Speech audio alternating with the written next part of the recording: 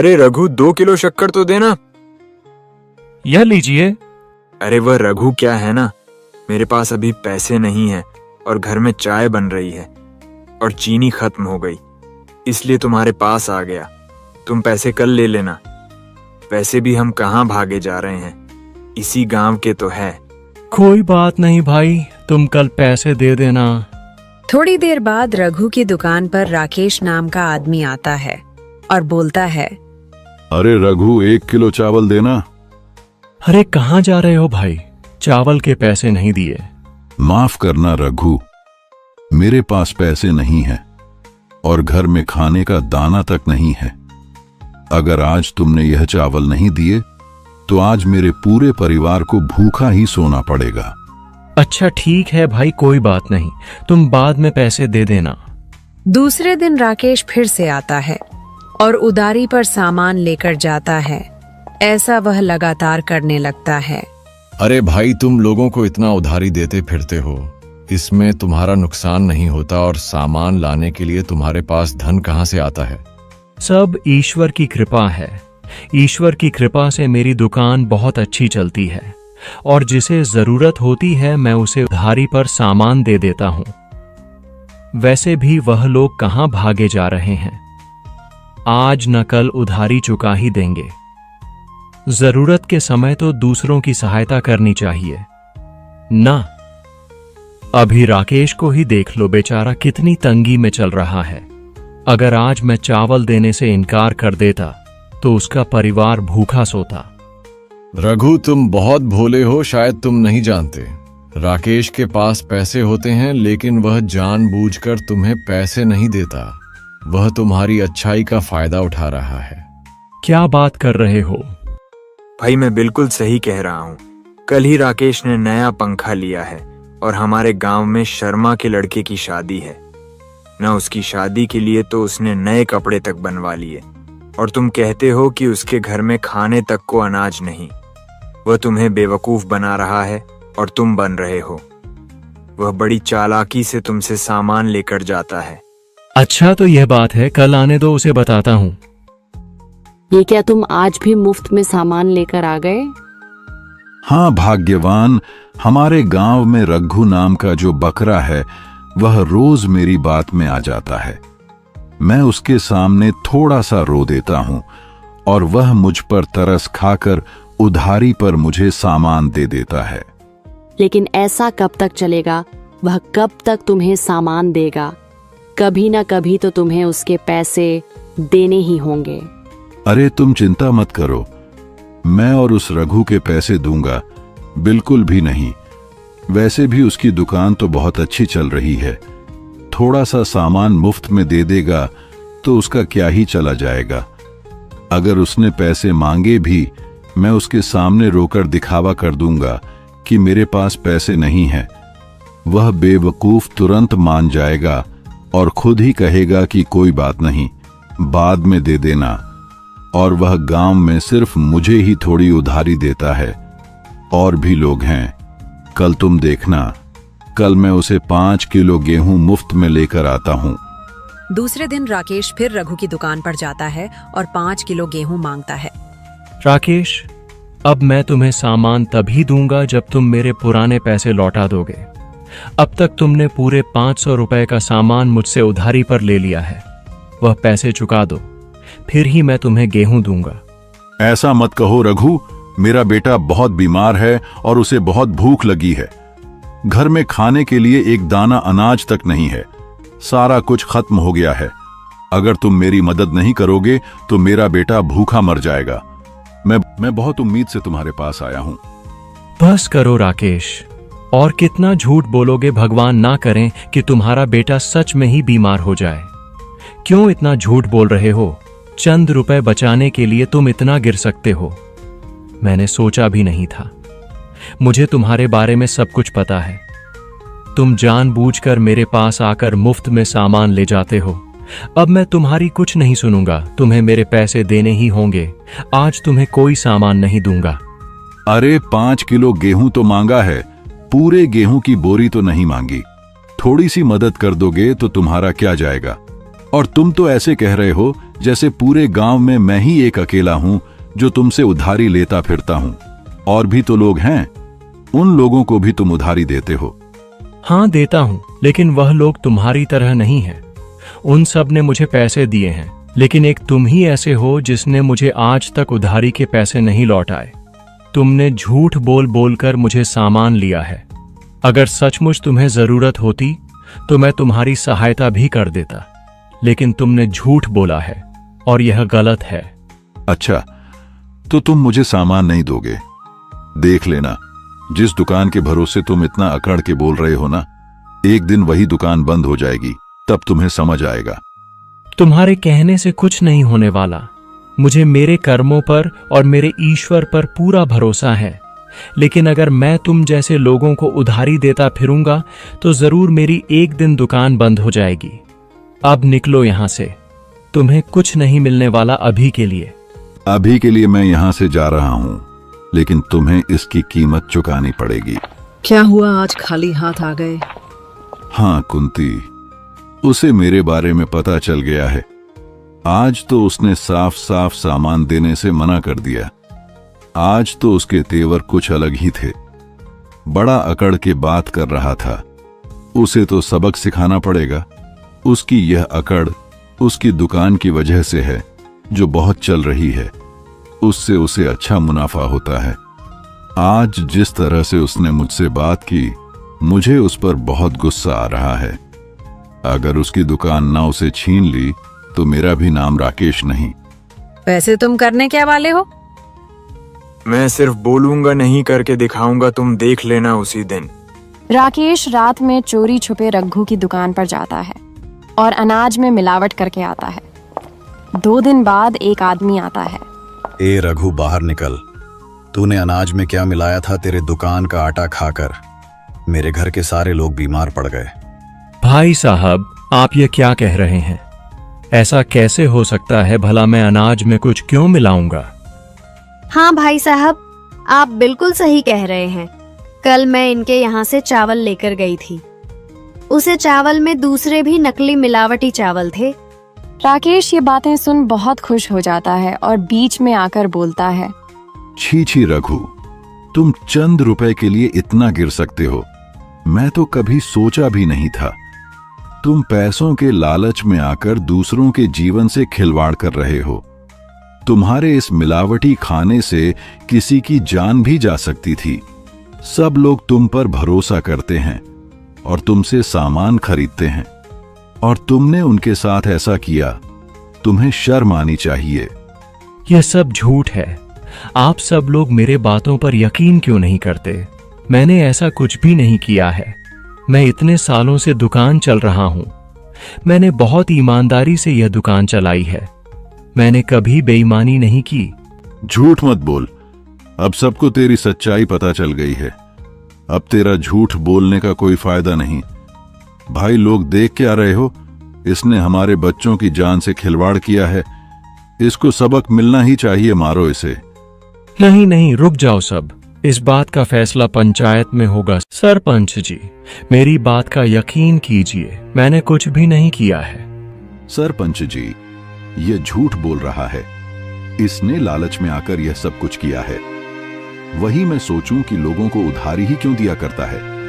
इसके पास इतने पैसे कहां से आता है, जो इसकी दुकान हमेशा भरी रहती है। पता नहीं कब से यह लोगों को ऐसे ही ठगता आ रहा है। यह लोगों की जिंदगी से खिलवाड़ है। इसे सजा जरूर मिलनी चाहिए। सरपंच जी, मेरी बात सुनिए। कोई बेईमानी नहीं की और ना ही मैं ऐसा करने की कभी सोच सकता हूं। रही उधारी देने की बात, वह तो मैं लोगों की मदद करता था। किसी के पास पैसे रहते थे तो किसी के पास नहीं रहते थे, इसीलिए मैं उनकी मदद कर देता था। यह गलत है सरपंच जी। मेरे साथ यह अन्याय है। आज तक कभी किसी की मेरे पास शिकायत नहीं आई। मेरा सामान हमेशा अच्छे दर्जे का होता है।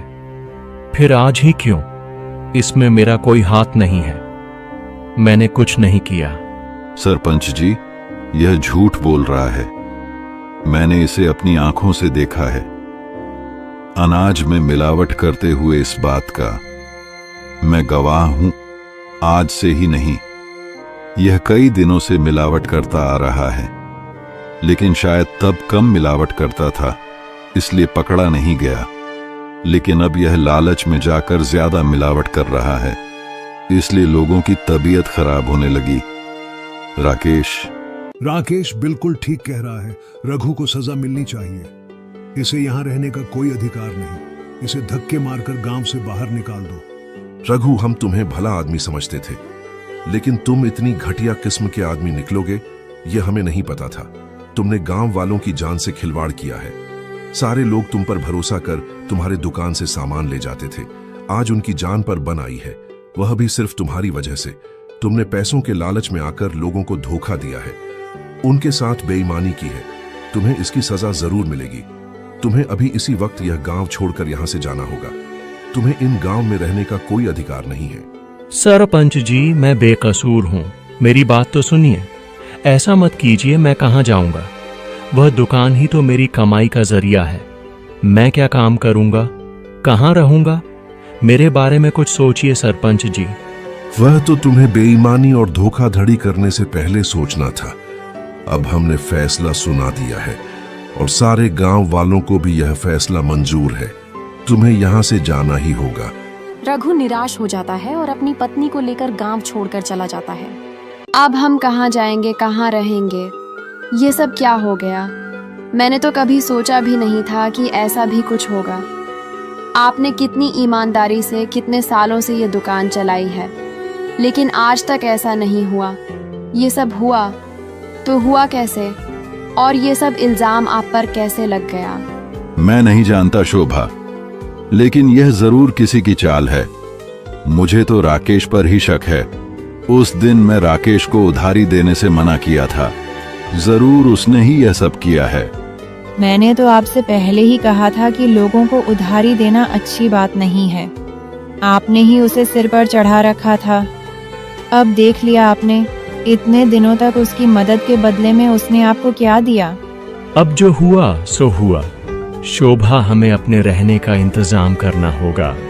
शोभा और रघु दूसरे गांव में जाकर रहने लगते हैं। कुछ दिन ऐसे ही बीत जाते हैं। हमने रहने का इंतजाम तो कर लिया, लेकिन अब हमें पैसों का इंतजाम भी करना पड़ेगा। कुछ ना कुछ काम तो देखना ही पड़ेगा। सुनिए जी, मैं क्या कहती हूँ, मैं समोसे बहुत अच्छे बना लेती हूँ। मैं समोसे बनाकर आपको दे दिया करूँगी और आप बाजार जाकर उन्हें बेच दिया करना। उससे हमें कुछ पैसे मिल जाएंगे। शोभा रघु को समोसे बनाकर देती है और समोसे लेकर रघु बाजार में बेचने के लिए चला जाता है। समोसे ले लो, गर्मा गर्म समोसे, स्वादिष्ट समोसे। एक बार खाओगे तो बार बार आओगे। समोसे ले लो। अरे भाई, समोसे तो देना। ये लीजिए भाई साहब, खाकर देखिए, बहुत स्वादिष्ट है, आपको मजा आ जाएगा। अरे वाह, तुम्हारे समोसे तो वाकई में बहुत स्वादिष्ट है, खाकर मजा आ गया, बहुत अच्छे। ये लो तुम्हारे पैसे। रघु के यहाँ ग्राहक आने लगते हैं और इस दिन उसकी अच्छी कमाई होती है। शोभा भी बहुत खुश हो जाती है। दूसरे दिन फिर रघु बाजार में समोसे बेचने जाता है। तभी वहां पर राकेश आ जाता है। रघु के पास लोगों की भीड़ देखकर उसे बहुत गुस्सा आता है और बोलता है, अरे तुम लोग ये क्या कर रहे हो? इससे समोसे मत खरीदो, ये एक नंबर का बदमाश है। तुम लोग नहीं जानते, इसे हमारे गांव से धक्के मारकर बाहर निकाला गया है। इसकी पहले किराने की दुकान थी, उसमें ये लालची आदमी मिलावट करके बेचता था और लोगों की जान से खेलता था। इसने जरूर समोसे में भी कुछ ना कुछ मिलाया होगा। इससे समोसे लेना मतलब जान जोखिम में डालना है। ऐसे गंदे आदमी से समोसे मत खरीदो। लोग उसकी बातों में आ जाते हैं और सारे लोग चले जाते हैं। क्यों रघु, कैसी रही? अब तो तेरे समोसे भी कोई नहीं खरीदेगा। अगर उसे दिन तूने मुझे उधार दे दिया होता तो आज तुझे यह सब भुगतने की जरूरत नहीं पड़ती। लेकिन तुझे तो बड़ी अकड़ थी। अब क्या हो गया? कहां गई तेरी दुकान जिस पर तू इतरा कर बैठा करता था और अब तो समोसे बेच रहा है? देख लेना, तेरे समोसे भी कोई नहीं खरीदेगा। तुझे तो भूखे मरने की नौबत आएगी। एहसान फरामोश कहीं के मैंने तेरा क्या बिगाड़ा है जो तू मेरे साथ यह सब कर रहा है। मैंने तेरी कितनी बार मदद की, उसके बदले में तूने मुझे यह दिया। तेरे जैसा एहसान फरामोश मैंने आज तक नहीं देखा। भूल मत, ऊपर वाला सब देख रहा है। एक दिन तुझे तेरी किए की सजा जरूर मिलकर रहेगी। कोई मुझ पर भरोसा करें या ना करें, लेकिन ऊपर वाले को सब कुछ पता है कि किसने क्या किया है। तो इस गलत फहमी में मत रहना कि तू ही जीत गया है। तुझे इस बात की सजा एक न एक दिन जरूर मिलेगी। ऐसा कहकर रघु वहां से चला जाता है। ये क्या आज समोसे नहीं बिके? समोसे सारे बिक जाते, लेकिन वह राकेश वहां भी आ गया। और रघु ने शोभा को सारी बातें बताई। दूसरे दिन रघु फिर समोसे बेचने गया।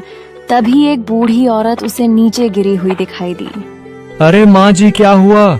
आप ऐसे क्यों गिर गई? आपकी तबीयत ठीक नहीं है क्या? आपका घर कहाँ पर है? हाँ बेटा, मुझे चक्कर आ गए थे। मेरा घर पास में ही है। कोई बात नहीं, मैं आपको आपके घर छोड़कर आता हूँ। आप चलिए मेरे साथ। रघु उस बूढ़ी औरत को उनके घर छोड़ने चला जाता है। बेटा, भगवान तुम्हारा भला करे। तुमने मेरी मदद की, बहुत बहुत धन्यवाद बेटा। वापस आकर देखता है तो उसके समोसे की टोकरी वहाँ पर नहीं होती। हे भगवान, मेरी समोसे की टोकरी कौन उठाकर ले गया? अब मैं क्या करूँगा, क्या बेचूं? आज तो मुझे खाली हाथ ही घर लौटना पड़ेगा। दूसरे दिन रघु फिर से समोसे लेकर बाजार जाता है। तभी उसके पास एक आदमी आकर बोलता है, भाई, मुझे तुम्हारी मदद की बहुत जरूरत है। मेरी एक मदद करोगे? मेरे यहाँ बहुत सारे अनाथ बच्चे हैं जिन लोगों का इस दुनिया में कोई नहीं। आज उनके खाने के लिए मैं कोई इंतजाम नहीं कर पाया। आज वह सारे बच्चे भूखे हैं। मुझे बहुत बुरा लग रहा है। क्या तुम मुझ पर उपकार करोगे? मुझे उन बच्चों के लिए ये समोसे चाहिए, लेकिन मेरे पास अभी पैसे नहीं हैं। जब भी पैसों का इंतजाम हो जाएगा मैं तुम्हें दे दूंगा, लेकिन अभी के लिए कृपया मुझे ये समोसे दे दो। वह बच्चे भूखे हैं, भूख से तड़प रहे हैं। रघु को उस पर दया आ जाती है और रघु बिना कुछ सोचे सारे समोसे उसे दे देता है। तुम्हारा बहुत बहुत धन्यवाद भाई। सच में तुम्हारा दिल बहुत बड़ा है। आज तुमने मुझे यह समोसे दिए हैं। देख लेना, एक दिन ऊपर वाला तुम्हें इसके बदले बहुत कुछ देगा। तुम्हें ईश्वर सदा खुश रखे। मैं चलता हूँ। फिर रघु आज भी खाली हाथ घर लौटता है। क्या हुआ जी? पता नहीं शांति ईश्वर मेरी कैसी परीक्षा ले रहा है। आज भी मुझे कुछ नहीं मिला। आज मुझे एक आदमी मिला था जिसने अनाथ बच्चों के लिए समोसे मांगे। बेचारे भूख से तड़प रहे थे। मुझे दया आ गई, इसलिए मैंने सारे समोसे दे दिए। मुझे माफ करना शांति, आज भी मैं 1 रुपए नहीं ला सका। दोनों बहुत निराश हो जाते हैं। सुनिए जी, घर में तो अनाज बिल्कुल भी नहीं है। सुबह जो मैंने समोसे बनाए थे, बस वही 4 समोसे पड़े हैं। मुझे लगा आप आते समय अनाज लेकर आप आओगे, तब खाना बनाऊंगी, लेकिन आप तो आज भी कुछ भी नहीं लाए पाए। अब वो समोसे खाकर ही सोना पड़ेगा। बाहर तेज बारिश शुरू होने लगती है। तभी उनके घर में बाबा बेटा, मेरी एक मदद करोगे? बहुत बारिश हो रही है। मैं इस बारिश में घर नहीं जा सकता। क्या मैं आज की रात तुम्हारे यहाँ रुक सकता हूँ? हाँ हाँ बाबा, क्यों नहीं, आप यहाँ रुक सकते हैं। वैसे भी बहुत तेज बारिश है। आप इतनी बारिश में कहाँ जाएंगे? आप यहीं रुक जाइए, हमें कोई आपत्ति नहीं है। फिर वह बाबा रघु के घर रुक जाते हैं और रघु बोलता है, बाबा, आपको भूख लगी होगी ना? हाँ बेटा, भूख तो बहुत लगी है।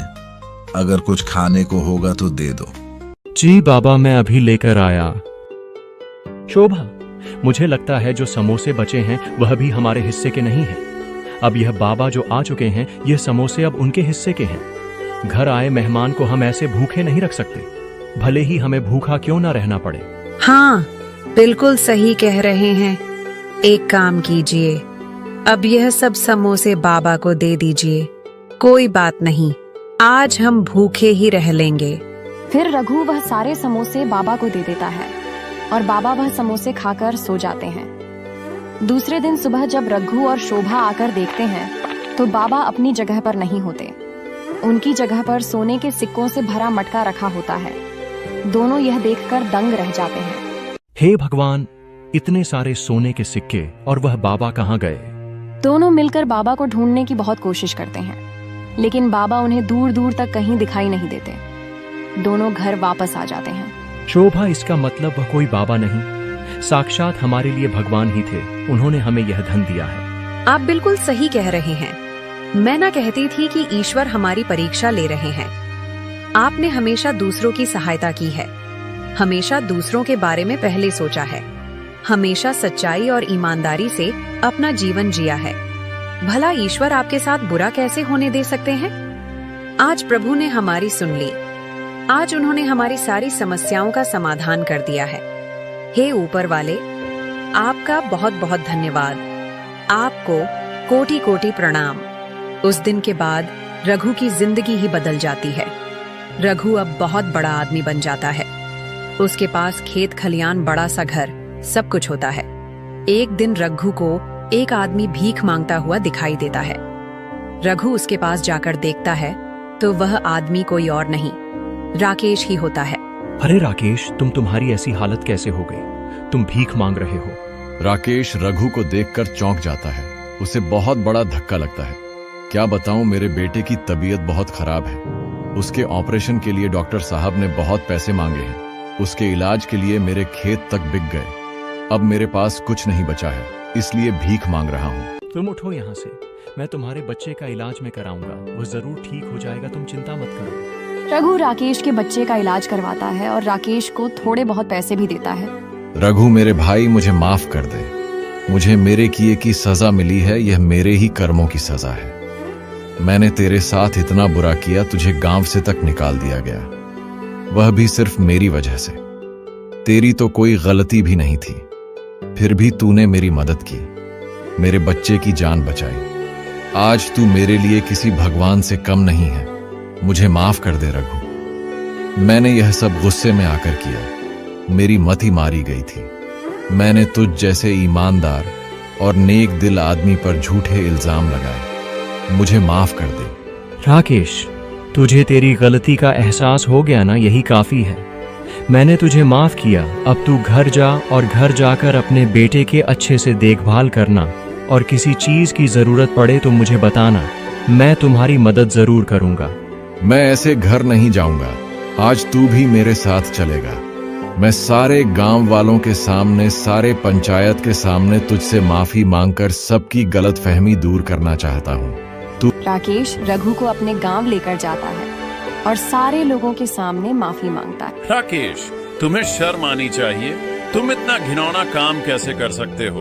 तुमने बेचारे रघु को इस गांव से निकाल दिया, जबकि उसकी कोई गलती भी नहीं थी। और तो और तुमने गांव वालों की जान से खिलवाड़ किया, मिलावट तुमने की थी। तुम्हें इसकी सजा मिलनी चाहिए। गांव वालों, मारो इसे। अरे नहीं नहीं, ऐसा मत कीजिए, मेरी बात सुनिए। राकेश को उसकी गलती की सजा मिल चुकी है। मुझे उससे कोई शिकायत नहीं है। आप लोग उसे छोड़ दीजिए। अब राकेश पहले जैसा नहीं रहा। अगर होता तो सारे गांव वालों के सामने सच नहीं बताता। मेरी आप सबसे यही अनुरोध है कि आप सभी उसे माफ कर दीजिए। आज के बाद यह ऐसा कुछ नहीं करेगा। इसे अपना सबक मिल चुका है। इसकी गलती माफी लायक नहीं है। इसने तुम्हारे साथ भी बहुत गलत किया है, फिर भी तुम इसे छोड़ रहे हो। सच में तुम्हारा दिल बहुत बड़ा है रघु। तुम्हारी जगह कोई और होता तो इसकी मदद नहीं करता। तुम्हारे कहने पर हम इसे छोड़ रहे हैं, नहीं तो इसे अच्छे से सबक सिखाते। तुम्हारा यह एहसान मैं कभी नहीं चुका पाऊंगा रघु। सचमुच तुम्हारा दिल बहुत बड़ा है। आज मैं तुम्हारे सामने खुद को बहुत छोटा महसूस कर रहा हूँ। मुझे अपने आप पर शर्म आ रही है। देखा शोभा, जब भी किसी के साथ बुरा होता है तो वह ऐसे ही नहीं होता। हर चीज के पीछे कोई ना कोई कारण छुपा होता है।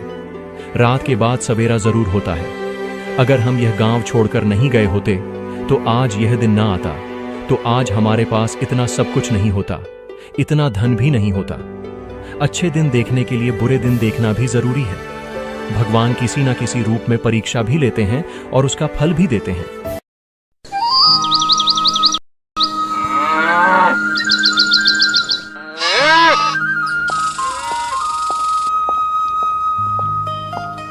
अरे रघु, 2 किलो शक्कर तो देना। यह लीजिए। अरे वह रघु क्या है ना, मेरे पास अभी पैसे नहीं हैं और घर में चाय बन रही है और चीनी खत्म हो गई, इसलिए तुम्हारे पास आ गया। तुम पैसे कल ले लेना।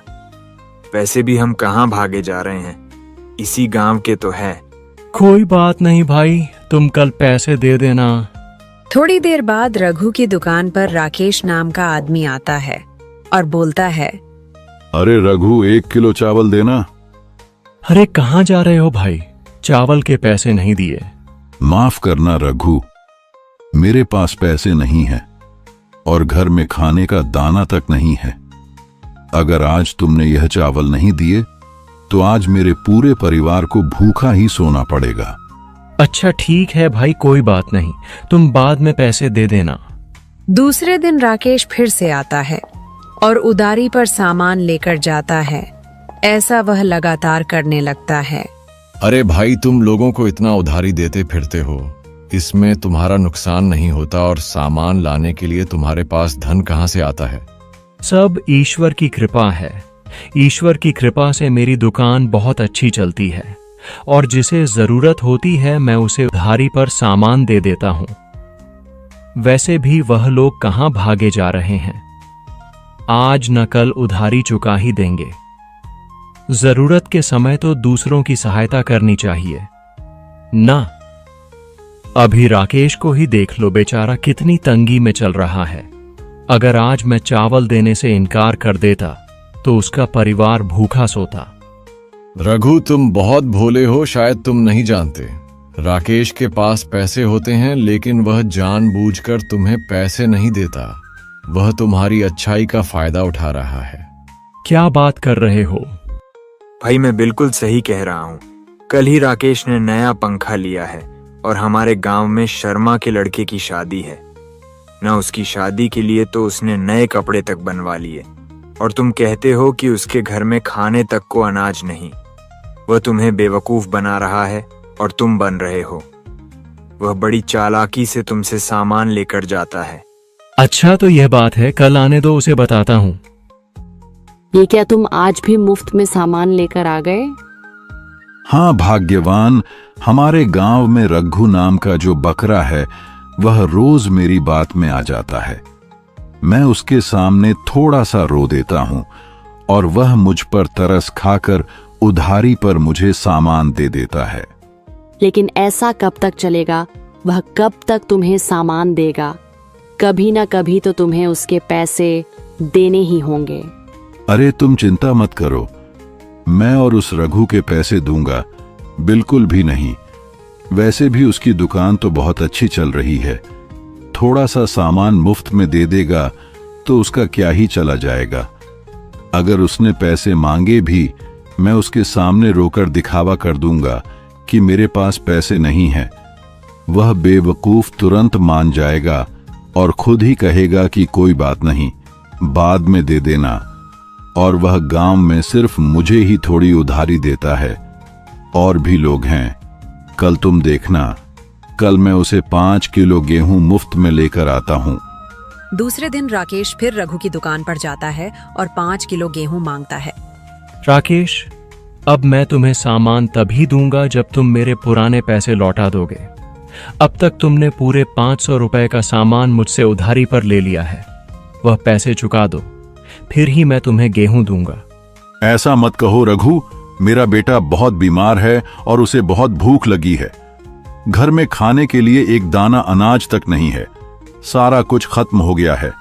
अगर तुम मेरी मदद नहीं करोगे तो मेरा बेटा भूखा मर जाएगा। मैं बहुत उम्मीद से तुम्हारे पास आया हूं। बस करो राकेश, और कितना झूठ बोलोगे? भगवान ना करें कि तुम्हारा बेटा सच में ही बीमार हो जाए।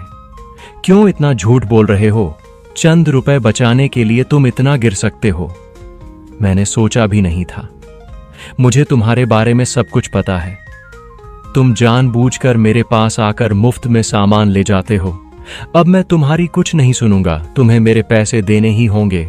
आज तुम्हें कोई सामान नहीं दूंगा। अरे 5 किलो गेहूं तो मांगा है, पूरे गेहूं की बोरी तो नहीं मांगी। थोड़ी सी मदद कर दोगे तो तुम्हारा क्या जाएगा? और तुम तो ऐसे कह रहे हो जैसे पूरे गांव में मैं ही एक अकेला हूं जो तुमसे उधारी लेता फिरता हूं। और भी तो लोग हैं, उन लोगों को भी तुम उधारी देते हो। हाँ देता हूं, लेकिन वह लोग तुम्हारी तरह नहीं हैं। उन सब ने मुझे पैसे दिए हैं, लेकिन एक तुम ही ऐसे हो जिसने मुझे आज तक उधारी के पैसे नहीं लौटाए। तुमने झूठ बोल बोलकर मुझे सामान लिया है। अगर सचमुच तुम्हें जरूरत होती तो मैं तुम्हारी सहायता भी कर देता, लेकिन तुमने झूठ बोला है और यह गलत है। अच्छा, तो तुम मुझे सामान नहीं दोगे? देख लेना, जिस दुकान के भरोसे तुम इतना अकड़ के बोल रहे हो ना, एक दिन वही दुकान बंद हो जाएगी, तब तुम्हें समझ आएगा। तुम्हारे कहने से कुछ नहीं होने वाला। मुझे मेरे कर्मों पर और मेरे ईश्वर पर पूरा भरोसा है, लेकिन अगर मैं तुम जैसे लोगों को उधारी देता फिरूंगा तो जरूर मेरी एक दिन दुकान बंद हो जाएगी। अब निकलो यहां से, तुम्हें कुछ नहीं मिलने वाला अभी के लिए। अभी के लिए मैं यहां से जा रहा हूं, लेकिन तुम्हें इसकी कीमत चुकानी पड़ेगी। क्या हुआ, आज खाली हाथ आ गए? हाँ कुंती, उसे मेरे बारे में पता चल गया है। आज तो उसने साफ साफ सामान देने से मना कर दिया। आज तो उसके तेवर कुछ अलग ही थे। बड़ा अकड़ के बात कर रहा था। उसे तो सबक सिखाना पड़ेगा। उसकी यह अकड़ उसकी दुकान की वजह से है, जो बहुत चल रही है। उससे उसे अच्छा मुनाफा होता है। आज जिस तरह से उसने मुझसे बात की, मुझे उस पर बहुत गुस्सा आ रहा है। अगर उसकी दुकान ना उसे छीन ली तो मेरा भी नाम राकेश नहीं। वैसे तुम करने क्या वाले हो? मैं सिर्फ बोलूंगा नहीं, करके दिखाऊंगा, तुम देख लेना उसी दिन। राकेश रात में चोरी छुपे रघु की दुकान पर जाता है और अनाज में मिलावट करके आता है। 2 दिन बाद एक आदमी आता है। ए रघु, बाहर निकल। तूने अनाज में क्या मिलाया था? तेरे दुकान का आटा खाकर मेरे घर के सारे लोग बीमार पड़ गए। भाई साहब, आप ये क्या कह रहे हैं? ऐसा कैसे हो सकता है? भला मैं अनाज में कुछ क्यों मिलाऊंगा? हाँ भाई साहब, आप बिल्कुल सही कह रहे हैं। कल मैं इनके यहाँ से चावल लेकर गई थी। उसे चावल में दूसरे भी नकली मिलावटी चावल थे। राकेश ये बातें सुन बहुत खुश हो जाता है और बीच में आकर बोलता है, छी छी रघु, तुम चंद रुपए के लिए इतना गिर सकते हो? मैं तो कभी सोचा भी नहीं था।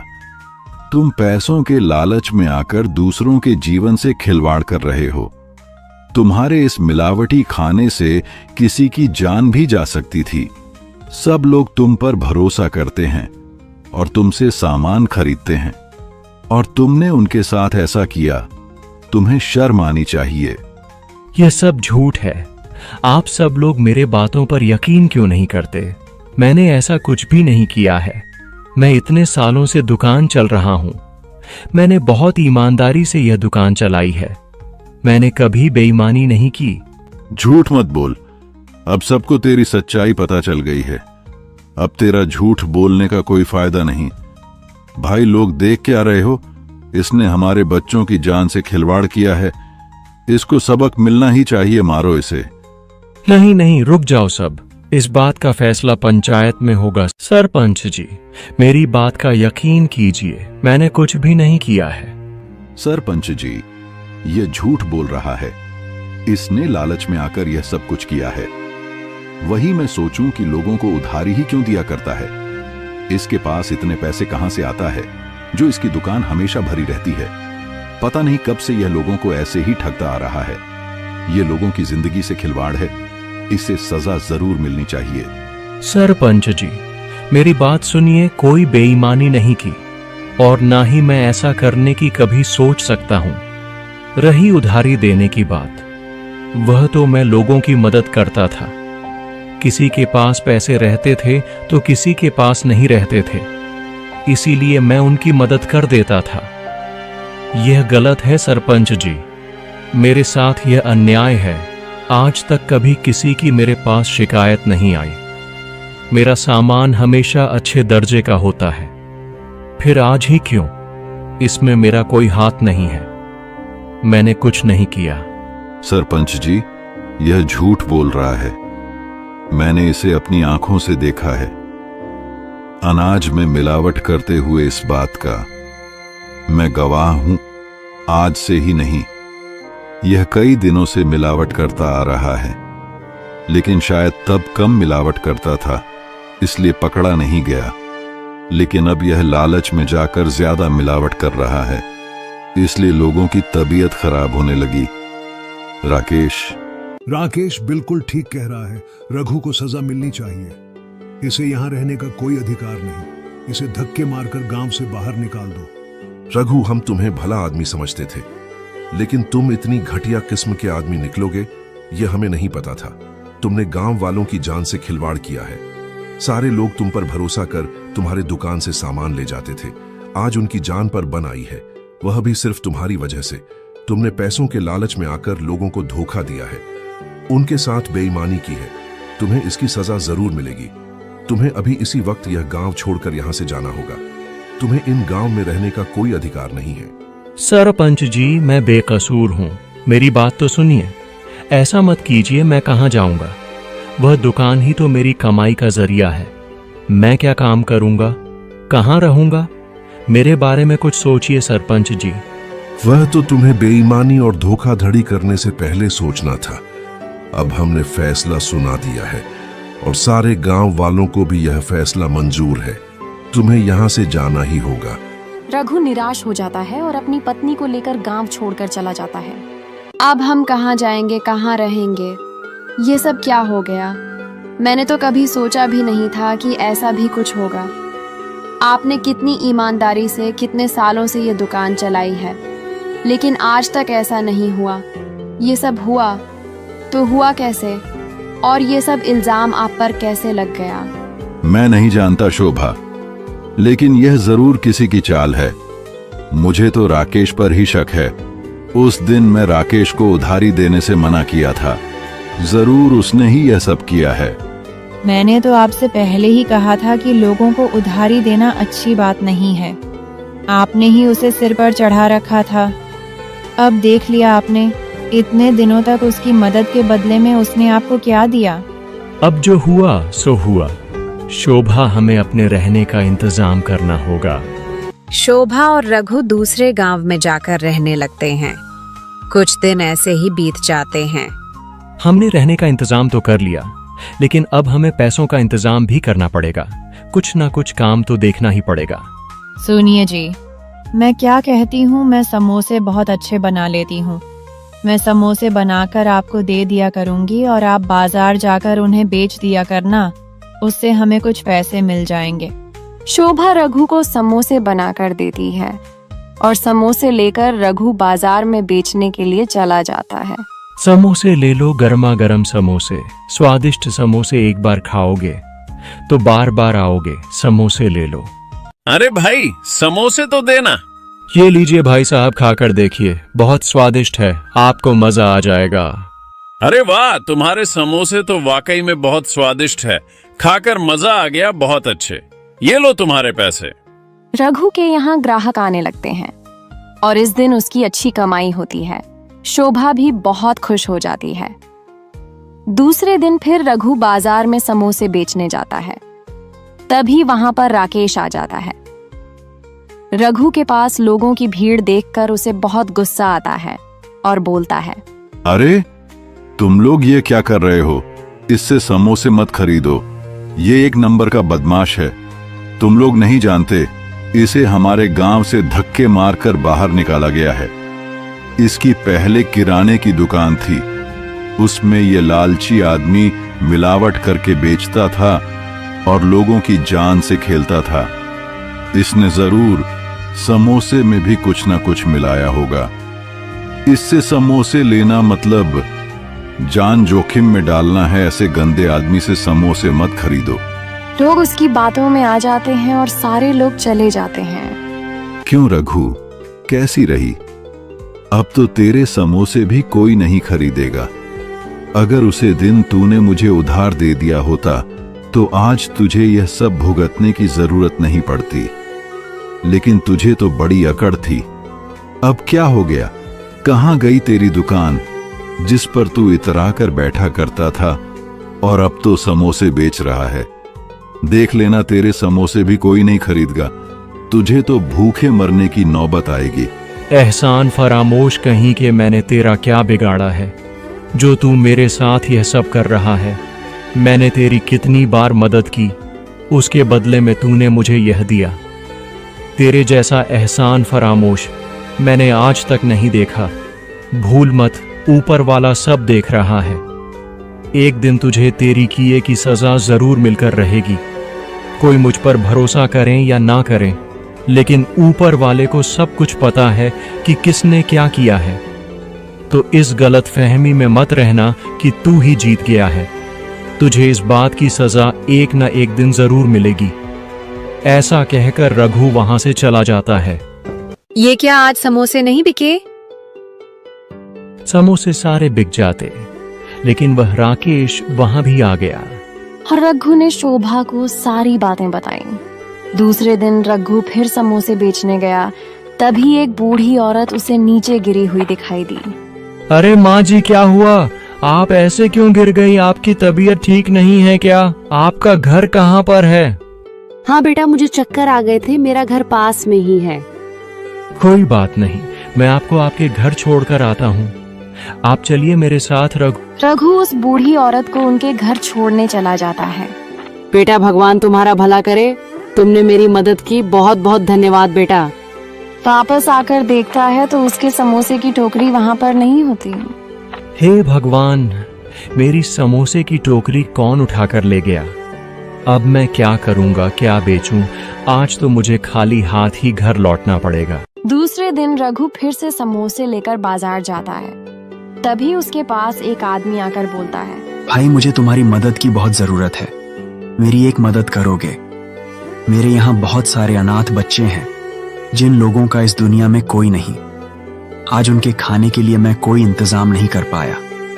आज वह सारे बच्चे भूखे हैं। मुझे बहुत बुरा लग रहा है। क्या तुम मुझ पर उपकार करोगे? मुझे उन बच्चों के लिए ये समोसे चाहिए, लेकिन मेरे पास अभी पैसे नहीं हैं। जब भी पैसों का इंतजाम हो जाएगा मैं तुम्हें दे दूंगा, लेकिन अभी के लिए कृपया मुझे ये समोसे दे दो। वह बच्चे भूखे हैं, भूख से तड़प रहे हैं। रघु को उस पर दया आ जाती है और रघु बिना कुछ सोचे सारे समोसे उसे दे देता है। तुम्हारा बहुत बहुत धन्यवाद भाई। सच में तुम्हारा दिल बहुत बड़ा है। आज तुमने मुझे यह समोसे दिए हैं। देख लेना, एक दिन ऊपर वाला तुम्हें इसके बदले बहुत कुछ देगा। तुम्हें ईश्वर सदा खुश रखे। मैं चलता हूं। फिर रघु आज भी खाली हाथ घर लौटता है। क्या हुआ जी? पता नहीं शांति ईश्वर मेरी कैसी परीक्षा ले रहा है। आज भी मुझे कुछ नहीं मिला। आज मुझे एक आदमी मिला था जिसने अनाथ बच्चों के लिए समोसे मांगे। बेचारे भूख से तड़प रहे थे। मुझे दया आ गई, इसलिए मैंने सारे समोसे दे दिए। मुझे माफ करना शांति, आज भी मैं 1 रुपए नहीं ला सका। दोनों बहुत निराश हो जाते हैं। सुनिए जी, घर में तो अनाज बिल्कुल भी नहीं है। सुबह जो मैंने समोसे बनाए थे, बस वही 4 समोसे पड़े हैं। मुझे लगा आप आते समय अनाज लेकर आप आओगे, तब खाना बनाऊंगी, लेकिन आप तो आज भी कुछ भी नहीं लाए पाए। अब वो समोसे खाकर ही सोना पड़ेगा। बाहर तेज बारिश शुरू होने लगती है। तभी उनके घर में बाबा बेटा, मेरी एक मदद करोगे? बहुत बारिश हो रही है। मैं इस बारिश में घर नहीं जा सकता।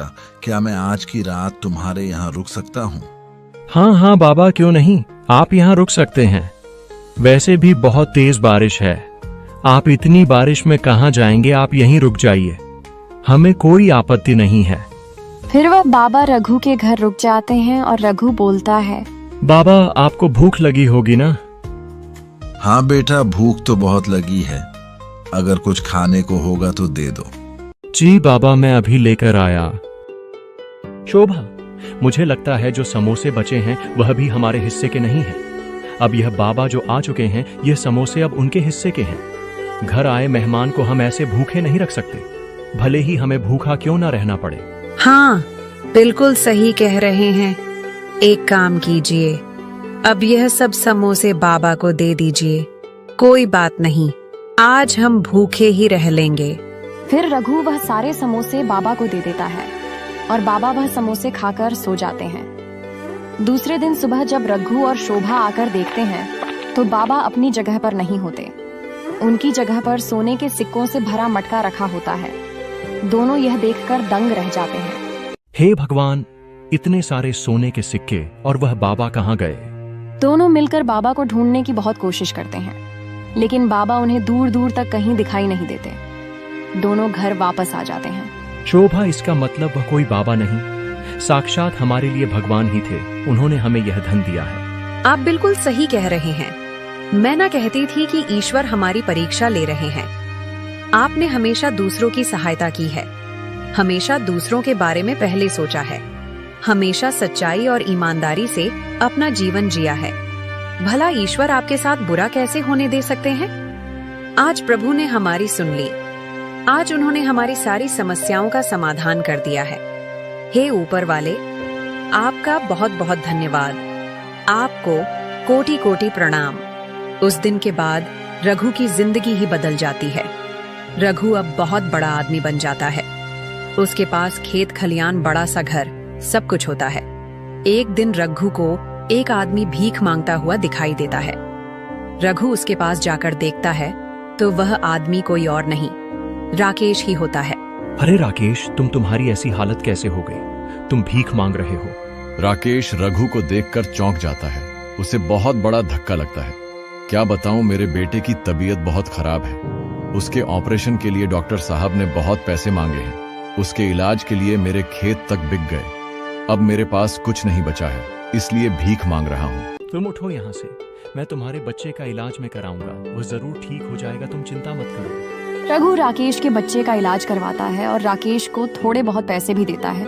रघु मेरे भाई, मुझे माफ कर दे। मुझे मेरे किए की सजा मिली है, यह मेरे ही कर्मों की सजा है। मैंने तेरे साथ इतना बुरा किया, तुझे गांव से तक निकाल दिया गया, वह भी सिर्फ मेरी वजह से। तेरी तो कोई गलती भी नहीं थी, फिर भी तूने मेरी मदद की, मेरे बच्चे की जान बचाई। आज तू मेरे लिए किसी भगवान से कम नहीं है। मुझे माफ कर दे। और किसी चीज की जरूरत पड़े तो मुझे बताना, मैं तुम्हारी मदद जरूर करूंगा। मैं ऐसे घर नहीं जाऊंगा। आज तू भी मेरे साथ चलेगा। मैं सारे गांव वालों के सामने, सारे पंचायत के सामने तुझसे माफी मांगकर सबकी गलतफहमी दूर करना चाहता हूँ। तू राकेश रघु को अपने गांव लेकर जाता है और सारे लोगों के सामने माफी मांगता है। राकेश, तुम्हें शर्म आनी चाहिए। तुम इतना घिनौना काम कैसे कर सकते हो? तुमने बेचारे रघु को इस गांव से निकाल दिया, जबकि उसकी कोई गलती भी नहीं थी। और तो और तुमने गांव वालों की जान से खिलवाड़ किया, मिलावट तुमने की थी। तुम्हें इसकी सजा मिलनी चाहिए। गांव वालों, मारो इसे। अरे नहीं नहीं, ऐसा मत कीजिए। मेरी बात सुनिए। राकेश को उसकी गलती की सजा मिल चुकी है। मुझे उससे कोई शिकायत नहीं है। आप लोग उसे छोड़ दीजिए। अब राकेश पहले जैसा नहीं रहा। अगर होता तो सारे गांव वालों के सामने सच नहीं बताता। मेरी आप सबसे यही अनुरोध है कि आप सभी उसे माफ कर दीजिए। आज के बाद यह ऐसा कुछ नहीं करेगा। इसे अपना सबक मिल चुका है। इसकी गलती माफी लायक नहीं है। इसने तुम्हारे साथ भी बहुत गलत किया है, फिर भी तुम इसे छोड़ रहे हो। सच में तुम्हारा दिल बहुत बड़ा है रघु। तुम्हारी जगह कोई और होता तो इसकी मदद नहीं करता। तुम्हारे कहने पर हम इसे छोड़ रहे हैं, नहीं तो इसे अच्छे से सबक सिखाते। तुम्हारा यह एहसान मैं कभी नहीं चुका पाऊंगा रघु। सचमुच तुम्हारा दिल बहुत बड़ा है। आज मैं तुम्हारे सामने खुद को बहुत छोटा महसूस कर रहा हूँ। मुझे अपने आप पर शर्म आ रही है। देखा शोभा, जब भी किसी के साथ बुरा होता है तो वह ऐसे ही नहीं होता। हर चीज के पीछे कोई ना कोई कारण छुपा होता है। रात के बाद सवेरा जरूर होता है। अगर हम यह गांव छोड़कर नहीं गए होते तो आज यह दिन ना आता। तो आज हमारे पास इतना सब कुछ नहीं होता, इतना धन भी नहीं होता। अच्छे दिन देखने के लिए बुरे दिन देखना भी जरूरी है। भगवान किसी न किसी रूप में परीक्षा भी लेते हैं और उसका फल भी देते हैं।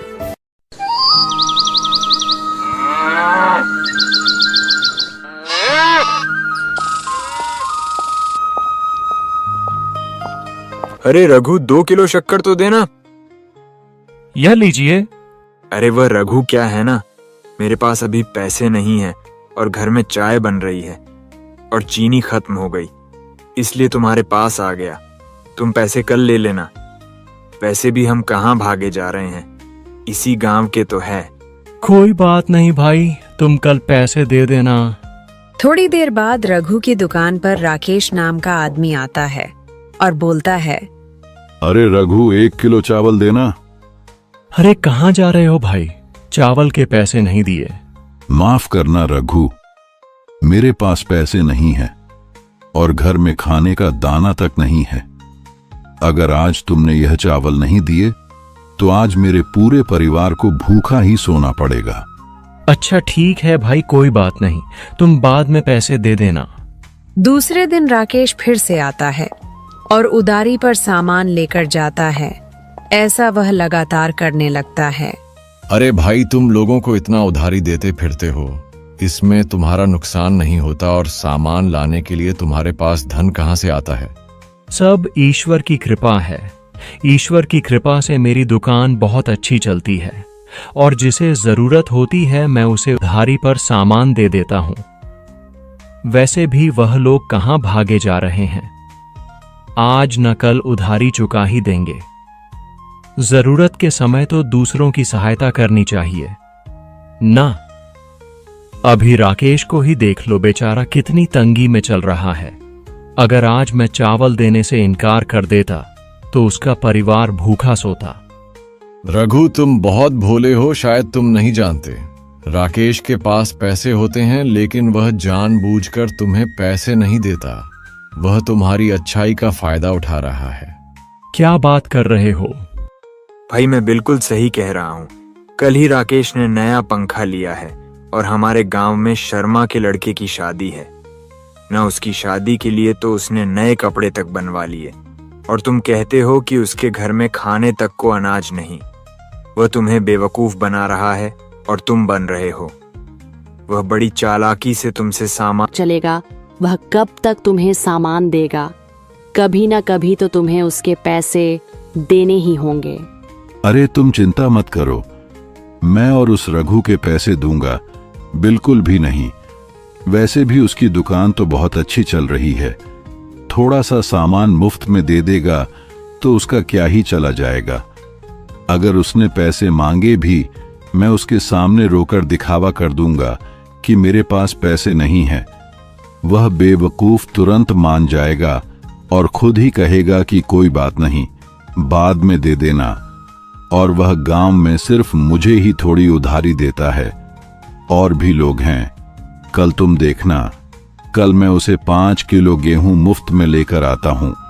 दूसरे दिन राकेश फिर रघु की दुकान पर जाता है और 5 किलो गेहूं मांगता है। राकेश, अब मैं तुम्हें सामान तभी दूंगा जब तुम मेरे पुराने पैसे लौटा दोगे। अब तक तुमने पूरे 500 रुपए का सामान मुझसे उधारी पर ले लिया है। वह पैसे चुका दो, फिर ही मैं तुम्हें गेहूं दूंगा। ऐसा मत कहो रघु, मेरा बेटा बहुत बीमार है और उसे बहुत भूख लगी है। घर में खाने के लिए एक दाना अनाज तक नहीं है। सारा कुछ खत्म हो गया है। अगर तुम मेरी मदद नहीं करोगे तो मेरा बेटा भूखा मर जाएगा। मैं बहुत उम्मीद से तुम्हारे पास आया हूं। बस करो राकेश, और कितना झूठ बोलोगे? भगवान ना करें कि तुम्हारा बेटा सच में ही बीमार हो जाए। क्यों इतना झूठ बोल रहे हो? चंद रुपए बचाने के लिए तुम इतना गिर सकते हो? मैंने सोचा भी नहीं था। मुझे तुम्हारे बारे में सब कुछ पता है। तुम जानबूझकर मेरे पास आकर मुफ्त में सामान ले जाते हो। अब मैं तुम्हारी कुछ नहीं सुनूंगा। तुम्हें मेरे पैसे देने ही होंगे। आज तुम्हें कोई सामान नहीं दूंगा। अरे 5 किलो गेहूं तो मांगा है, पूरे गेहूं की बोरी तो नहीं मांगी। थोड़ी सी मदद कर दोगे तो तुम्हारा क्या जाएगा? और तुम तो ऐसे कह रहे हो जैसे पूरे गांव में मैं ही एक अकेला हूं जो तुमसे उधारी लेता फिरता हूं। और भी तो लोग हैं, उन लोगों को भी तुम उधारी देते हो। हाँ देता हूं, लेकिन वह लोग तुम्हारी तरह नहीं हैं। उन सब ने मुझे पैसे दिए हैं, लेकिन एक तुम ही ऐसे हो जिसने मुझे आज तक उधारी के पैसे नहीं लौटाए। तुमने झूठ बोल बोलकर मुझे सामान लिया है। अगर सचमुच तुम्हें जरूरत होती तो मैं तुम्हारी सहायता भी कर देता, लेकिन तुमने झूठ बोला है और यह गलत है। अच्छा, तो तुम मुझे सामान नहीं दोगे? देख लेना, जिस दुकान के भरोसे तुम इतना अकड़ के बोल रहे हो ना, एक दिन वही दुकान बंद हो जाएगी, तब तुम्हें समझ आएगा। तुम्हारे कहने से कुछ नहीं होने वाला। मुझे मेरे कर्मों पर और मेरे ईश्वर पर पूरा भरोसा है, लेकिन अगर मैं तुम जैसे लोगों को उधारी देता फिरूंगा तो जरूर मेरी एक दिन दुकान बंद हो जाएगी। अब निकलो यहां से, तुम्हें कुछ नहीं मिलने वाला अभी के लिए। अभी के लिए मैं यहां से जा रहा हूं, लेकिन तुम्हें इसकी कीमत चुकानी पड़ेगी। क्या हुआ, आज खाली हाथ आ गए? हाँ कुंती, उसे मेरे बारे में पता चल गया है। आज तो उसने साफ साफ सामान देने से मना कर दिया।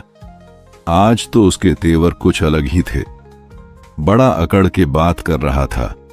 उसे तो सबक सिखाना पड़ेगा। उसकी यह अकड़ उसकी दुकान की वजह से है, जो बहुत चल रही है।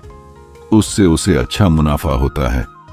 आज जिस तरह से उसने मुझसे बात की, मुझे उस पर बहुत गुस्सा आ रहा है।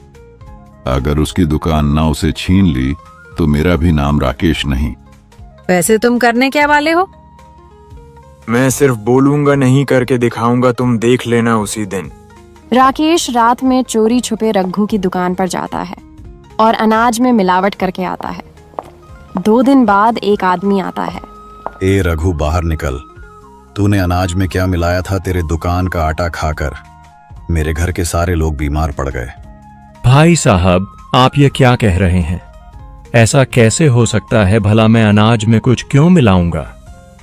हाँ भाई साहब, आप बिल्कुल सही कह रहे हैं।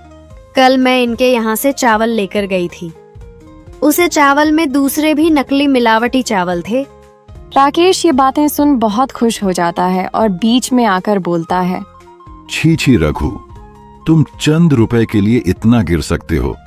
मैं तो कभी सोचा भी नहीं था। तुम पैसों के लालच में आकर दूसरों के जीवन से खिलवाड़ कर रहे हो। तुम्हारे इस मिलावटी खाने से किसी की जान भी जा सकती थी। सब लोग तुम पर भरोसा करते हैं और तुमसे सामान खरीदते हैं, और तुमने उनके साथ ऐसा किया। तुम्हें शर्म आनी चाहिए। यह सब झूठ है। आप सब लोग मेरे बातों पर यकीन क्यों नहीं करते? मैंने ऐसा कुछ भी नहीं किया है। मैं इतने सालों से दुकान चल रहा हूं। मैंने बहुत ईमानदारी से यह दुकान चलाई है। मैंने कभी बेईमानी नहीं की। झूठ मत बोल। अब सबको तेरी सच्चाई पता चल गई है। अब तेरा झूठ बोलने का कोई फायदा नहीं। भाई, लोग देख क्या रहे हो? इसने हमारे बच्चों की जान से खिलवाड़ किया है। इसको सबक मिलना ही चाहिए। मारो इसे। नहीं नहीं, रुक जाओ सब। इस बात का फैसला पंचायत में होगा। सरपंच जी, मेरी बात का यकीन कीजिए, मैंने कुछ भी नहीं किया है। सरपंच जी, यह झूठ बोल रहा है। इसने लालच में आकर यह सब कुछ किया है। वही मैं सोचूं कि लोगों को उधारी ही क्यों दिया करता है। इसके पास इतने पैसे कहां से आता है, जो इसकी दुकान हमेशा भरी रहती है। पता नहीं कब से यह लोगों को ऐसे ही ठगता आ रहा है। यह लोगों की जिंदगी से खिलवाड़ है। इसे सजा जरूर मिलनी चाहिए। सरपंच जी, मेरी बात सुनिए। कोई बेईमानी नहीं की और ना ही मैं ऐसा करने की कभी सोच सकता हूं। रही उधारी देने की बात, वह तो मैं लोगों की मदद करता था। किसी के पास पैसे रहते थे तो किसी के पास नहीं रहते थे, इसीलिए मैं उनकी मदद कर देता था। यह गलत है सरपंच जी। मेरे साथ यह अन्याय है। आज तक कभी किसी की मेरे पास शिकायत नहीं आई। मेरा सामान हमेशा अच्छे दर्जे का होता है। फिर आज ही क्यों? इसमें मेरा कोई हाथ नहीं है। मैंने कुछ नहीं किया। सरपंच जी, यह झूठ बोल रहा है।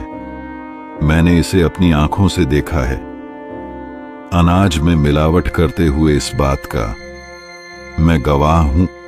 आज से ही नहीं, यह कई दिनों से मिलावट करता आ रहा है। लेकिन शायद तब कम मिलावट करता था, इसलिए पकड़ा नहीं गया। लेकिन अब यह लालच में जाकर ज्यादा मिलावट कर रहा है, इसलिए लोगों की तबीयत खराब होने लगी। राकेश बिल्कुल ठीक कह रहा है। रघु को सजा मिलनी चाहिए। इसे यहाँ रहने का कोई अधिकार नहीं। इसे धक्के मारकर गांव से बाहर निकाल दो। रघु, हम तुम्हें भला आदमी समझते थे, लेकिन तुम इतनी घटिया किस्म के आदमी निकलोगे, यह हमें नहीं पता था। तुमने गांव वालों की जान से खिलवाड़ किया है।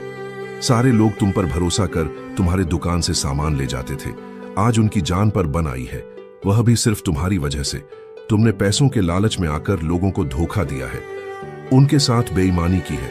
तुम्हें इसकी सजा जरूर मिलेगी। तुम्हें अभी इसी वक्त यह गांव छोड़कर यहां से जाना होगा। तुम्हें इन गांव में रहने का कोई अधिकार नहीं है। सरपंच जी, मैं बेकसूर हूँ, मेरी बात तो सुनिए। ऐसा मत कीजिए, मैं कहाँ जाऊंगा? वह दुकान ही तो मेरी कमाई का जरिया है। मैं क्या काम करूंगा, कहाँ रहूंगा? मेरे बारे में कुछ सोचिए सरपंच जी। वह तो तुम्हें बेईमानी और धोखाधड़ी करने से पहले सोचना था। अब हमने फैसला सुना दिया है और सारे गांव वालों को भी यह फैसला मंजूर है। तुम्हें यहाँ से जाना ही होगा। रघु निराश हो जाता है और अपनी पत्नी को लेकर गांव छोड़कर चला जाता है। अब हम कहाँ जाएंगे, कहाँ रहेंगे? ये सब क्या हो गया?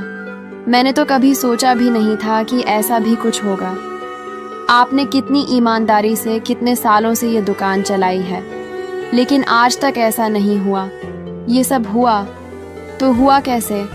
और ये सब इल्जाम आप पर कैसे लग गया? मैं नहीं जानता शोभा, लेकिन यह जरूर किसी की चाल है। मुझे तो राकेश पर ही शक है। उस दिन मैं राकेश को उधारी देने से मना किया था। जरूर उसने ही यह सब किया है। मैंने तो आपसे पहले ही कहा था कि लोगों को उधारी देना अच्छी बात नहीं है। आपने ही उसे सिर पर चढ़ा रखा था। अब देख लिया आपने, इतने दिनों तक उसकी मदद के बदले में उसने आपको क्या दिया? अब जो हुआ सो हुआ। शोभा, हमें अपने रहने का इंतजाम करना होगा। शोभा और रघु दूसरे गांव में जाकर रहने लगते हैं। कुछ दिन ऐसे ही बीत जाते हैं। हमने रहने का इंतजाम तो कर लिया, लेकिन अब हमें पैसों का इंतजाम भी करना पड़ेगा। कुछ ना कुछ काम तो देखना ही पड़ेगा। सुनिए जी, मैं क्या कहती हूँ, मैं समोसे बहुत अच्छे बना लेती हूँ। मैं समोसे बनाकर आपको दे दिया करूँगी और आप बाजार जाकर उन्हें बेच दिया करना। उससे हमें कुछ पैसे मिल जाएंगे। शोभा रघु को समोसे बनाकर देती है और समोसे लेकर रघु बाजार में बेचने के लिए चला जाता है। समोसे ले लो, गर्मा गर्म समोसे, स्वादिष्ट समोसे। एक बार खाओगे तो बार बार आओगे। समोसे ले लो। अरे भाई, समोसे तो देना। ये लीजिए भाई साहब, खाकर देखिए, बहुत स्वादिष्ट है, आपको मजा आ जाएगा। अरे वाह, तुम्हारे समोसे तो वाकई में बहुत स्वादिष्ट है। खाकर मजा आ गया, बहुत अच्छे। ये लो तुम्हारे पैसे। रघु के यहाँ ग्राहक आने लगते हैं और इस दिन उसकी अच्छी कमाई होती है। शोभा भी बहुत खुश हो जाती है। दूसरे दिन फिर रघु बाजार में समोसे बेचने जाता है। तभी वहां पर राकेश आ जाता है। रघु के पास लोगों की भीड़ देखकर उसे बहुत गुस्सा आता है और बोलता है, अरे तुम लोग ये क्या कर रहे हो? इससे समोसे मत खरीदो। ये एक नंबर का बदमाश है। तुम लोग नहीं जानते, इसे हमारे गांव से धक्के मारकर बाहर निकाला गया है। इसकी पहले किराने की दुकान थी, उसमें ये लालची आदमी मिलावट करके बेचता था और लोगों की जान से खेलता था। इसने जरूर समोसे में भी कुछ ना कुछ मिलाया होगा। इससे समोसे लेना मतलब जान जोखिम में डालना है। ऐसे गंदे आदमी से समोसे मत खरीदो। लोग उसकी बातों में आ जाते हैं और सारे लोग चले जाते हैं। क्यों रघु, कैसी रही? अब तो तेरे समोसे भी कोई नहीं खरीदेगा। अगर उसे दिन तूने मुझे उधार दे दिया होता तो आज तुझे यह सब भुगतने की जरूरत नहीं पड़ती। लेकिन तुझे तो बड़ी अकड़ थी। अब क्या हो गया? कहां गई तेरी दुकान जिस पर तू इतरा कर बैठा करता था और अब तो समोसे बेच रहा है? देख लेना, तेरे समोसे भी कोई नहीं खरीदेगा। तुझे तो भूखे मरने की नौबत आएगी। एहसान फरामोश कहीं के, मैंने तेरा क्या बिगाड़ा है जो तू मेरे साथ यह सब कर रहा है? मैंने तेरी कितनी बार मदद की, उसके बदले में तूने मुझे यह दिया। तेरे जैसा एहसान फरामोश मैंने आज तक नहीं देखा। भूल मत, ऊपर वाला सब देख रहा है। एक दिन तुझे तेरी किए की सजा जरूर मिलकर रहेगी। कोई मुझ पर भरोसा करें या ना करें, लेकिन ऊपर वाले को सब कुछ पता है कि किसने क्या किया है। तो इस गलत फहमी में मत रहना कि तू ही जीत गया है। तुझे इस बात की सजा एक न एक दिन जरूर मिलेगी। ऐसा कहकर रघु वहां से चला जाता है। ये क्या आज समोसे नहीं बिके? समोसे सारे बिक जाते, लेकिन वह राकेश वहां भी आ गया। और रघु ने शोभा को सारी बातें बताई। दूसरे दिन रघु फिर समोसे बेचने गया, तभी एक बूढ़ी औरत उसे नीचे गिरी हुई दिखाई दी।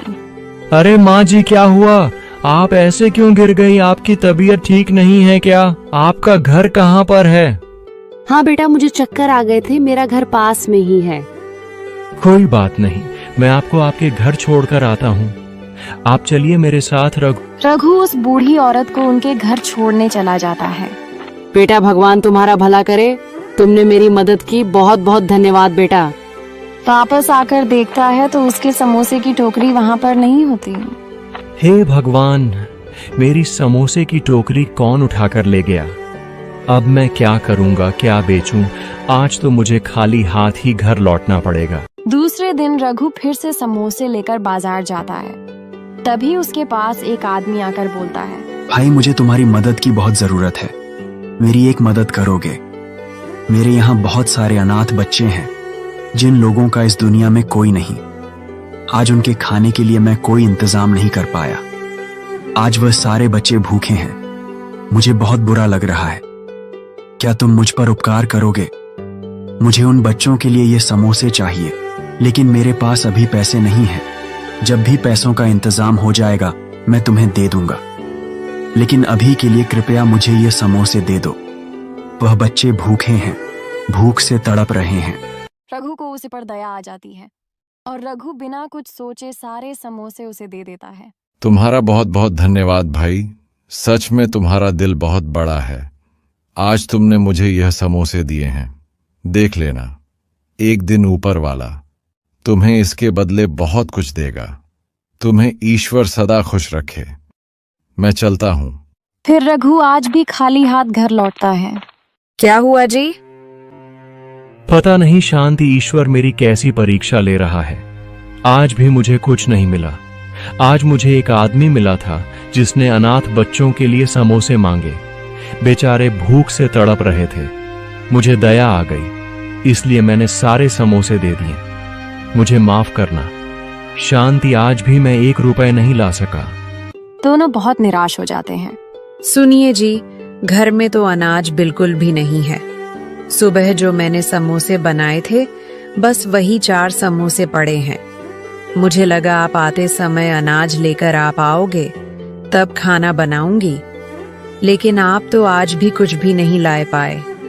अब वो समोसे खाकर ही सोना पड़ेगा। बाहर तेज बारिश शुरू होने लगती है। तभी उनके घर में बाबा। बेटा, मेरी एक मदद करोगे? बहुत बारिश हो रही है, मैं इस बारिश में घर नहीं जा सकता। क्या मैं आज की रात तुम्हारे यहाँ रुक सकता हूँ? हाँ हाँ बाबा, क्यों नहीं, आप यहाँ रुक सकते हैं। वैसे भी बहुत तेज बारिश है, आप इतनी बारिश में कहाँ जाएंगे? आप यहीं रुक जाइए, हमें कोई आपत्ति नहीं है। फिर वह बाबा रघु के घर रुक जाते हैं और रघु बोलता है, बाबा आपको भूख लगी होगी ना? हाँ बेटा, भूख तो बहुत लगी है। अगर कुछ खाने को होगा तो दे दो। जी बाबा, मैं अभी लेकर आया। शोभा, मुझे लगता है जो समोसे बचे हैं वह भी हमारे हिस्से के नहीं हैं।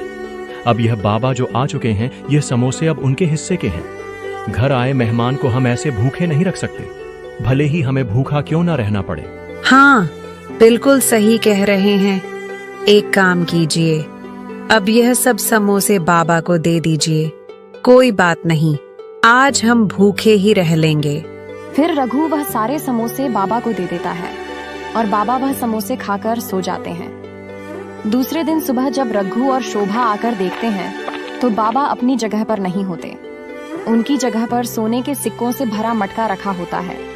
दोनों यह देखकर दंग रह जाते हैं। हे भगवान, इतने सारे सोने के सिक्के, और वह बाबा कहाँ गए? दोनों मिलकर बाबा को ढूंढने की बहुत कोशिश करते हैं, लेकिन बाबा उन्हें दूर दूर तक कहीं दिखाई नहीं देते। दोनों घर वापस आ जाते हैं। शोभा, इसका मतलब वह कोई बाबा नहीं, साक्षात हमारे लिए भगवान ही थे। उन्होंने हमें यह धन दिया है। आप बिल्कुल सही कह रहे हैं। मैं ना कहती थी कि ईश्वर हमारी परीक्षा ले रहे हैं। आपने हमेशा दूसरों की सहायता की है, हमेशा दूसरों के बारे में पहले सोचा है, हमेशा सच्चाई और ईमानदारी से अपना जीवन जिया है। भला ईश्वर आपके साथ बुरा कैसे होने दे सकते हैं? आज प्रभु ने हमारी सुन ली। आज उन्होंने हमारी सारी समस्याओं का समाधान कर दिया है। हे ऊपर वाले, आपका बहुत बहुत धन्यवाद। आपको कोटि कोटि प्रणाम। उस दिन के बाद रघु की जिंदगी ही बदल जाती है। रघु अब बहुत बड़ा आदमी बन जाता है। उसके पास खेत खलियान, बड़ा सा घर, सब कुछ होता है। एक दिन रघु को एक आदमी भीख मांगता हुआ दिखाई देता है। रघु उसके पास जाकर देखता है तो वह आदमी कोई और नहीं, राकेश ही होता है। अरे राकेश, तुम्हारी ऐसी हालत कैसे हो गई? तुम भीख मांग रहे हो। राकेश रघु को देखकर चौंक जाता है। उसे बहुत बड़ा धक्का लगता है। क्या बताऊं, मेरे बेटे की तबीयत बहुत खराब है।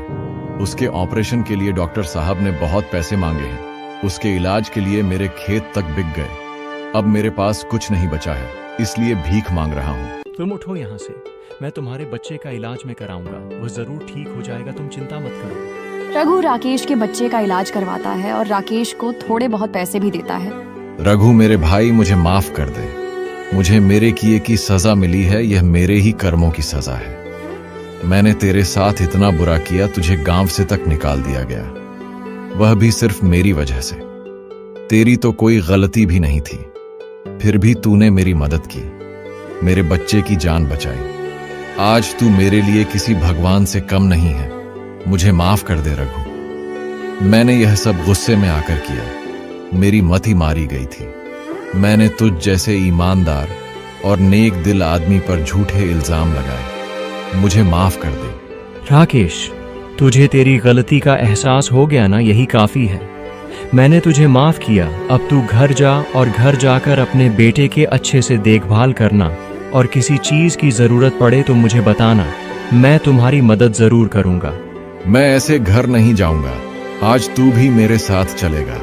मैं सारे गांव वालों के सामने, सारे पंचायत के सामने तुझसे माफी मांगकर सबकी गलतफहमी दूर करना चाहता हूँ। राकेश रघु को अपने गांव लेकर जाता है और सारे लोगों के सामने माफी मांगता है। राकेश, तुम्हें शर्म आनी चाहिए। तुम इतना घिनौना काम कैसे कर सकते हो? तुमने बेचारे रघु को इस गांव से निकाल दिया, जबकि उसकी कोई गलती भी नहीं थी। और तो और तुमने गांव वालों की जान से खिलवाड़ किया। मिलावट तुमने की थी। तुम्हें इसकी सजा मिलनी चाहिए। गांव वालों, मारो इसे। अरे नहीं नहीं, ऐसा मत कीजिए। मेरी बात सुनिए। राकेश को उसकी गलती की सजा मिल चुकी है। मुझे उससे कोई शिकायत नहीं है। आप लोग उसे छोड़ दीजिए। अब राकेश पहले जैसा नहीं रहा। अगर होता तो सारे गांव वालों के सामने सच नहीं बताता। मेरी आप सबसे यही अनुरोध है कि आप सभी उसे माफ कर दीजिए। आज के बाद यह ऐसा कुछ नहीं करेगा। इसे अपना सबक मिल चुका है। इसकी गलती माफी लायक नहीं है। इसने तुम्हारे साथ भी बहुत गलत किया है, फिर भी तुम इसे छोड़ रहे हो। सच में तुम्हारा दिल बहुत बड़ा है रघु। तुम्हारी जगह कोई और होता तो इसकी मदद नहीं करता। तुम्हारे कहने पर हम इसे छोड़ रहे हैं, नहीं तो इसे अच्छे से सबक सिखाते। तुम्हारा यह एहसान मैं कभी नहीं चुका पाऊंगा रघु। सचमुच तुम्हारा दिल बहुत बड़ा है। आज मैं तुम्हारे सामने खुद को बहुत छोटा महसूस कर रहा हूँ। मुझे अपने आप पर शर्म आ रही है। देखा शोभा, जब भी किसी के साथ बुरा होता है तो वह ऐसे ही नहीं होता। हर चीज के पीछे कोई ना कोई कारण छुपा होता है।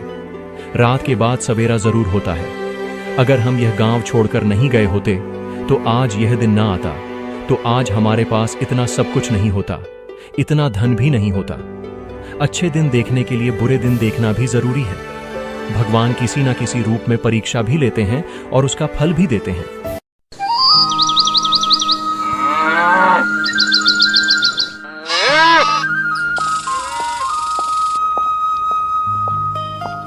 अरे रघु, 2 किलो शक्कर तो देना। यह लीजिए। अरे वह रघु क्या है ना, मेरे पास अभी पैसे नहीं है और घर में चाय बन रही है और चीनी खत्म हो गई, इसलिए तुम्हारे पास आ गया। तुम पैसे कल ले लेना। पैसे भी हम कहाँ भागे जा रहे हैं, इसी गांव के तो है। कोई बात नहीं भाई, तुम कल पैसे दे देना।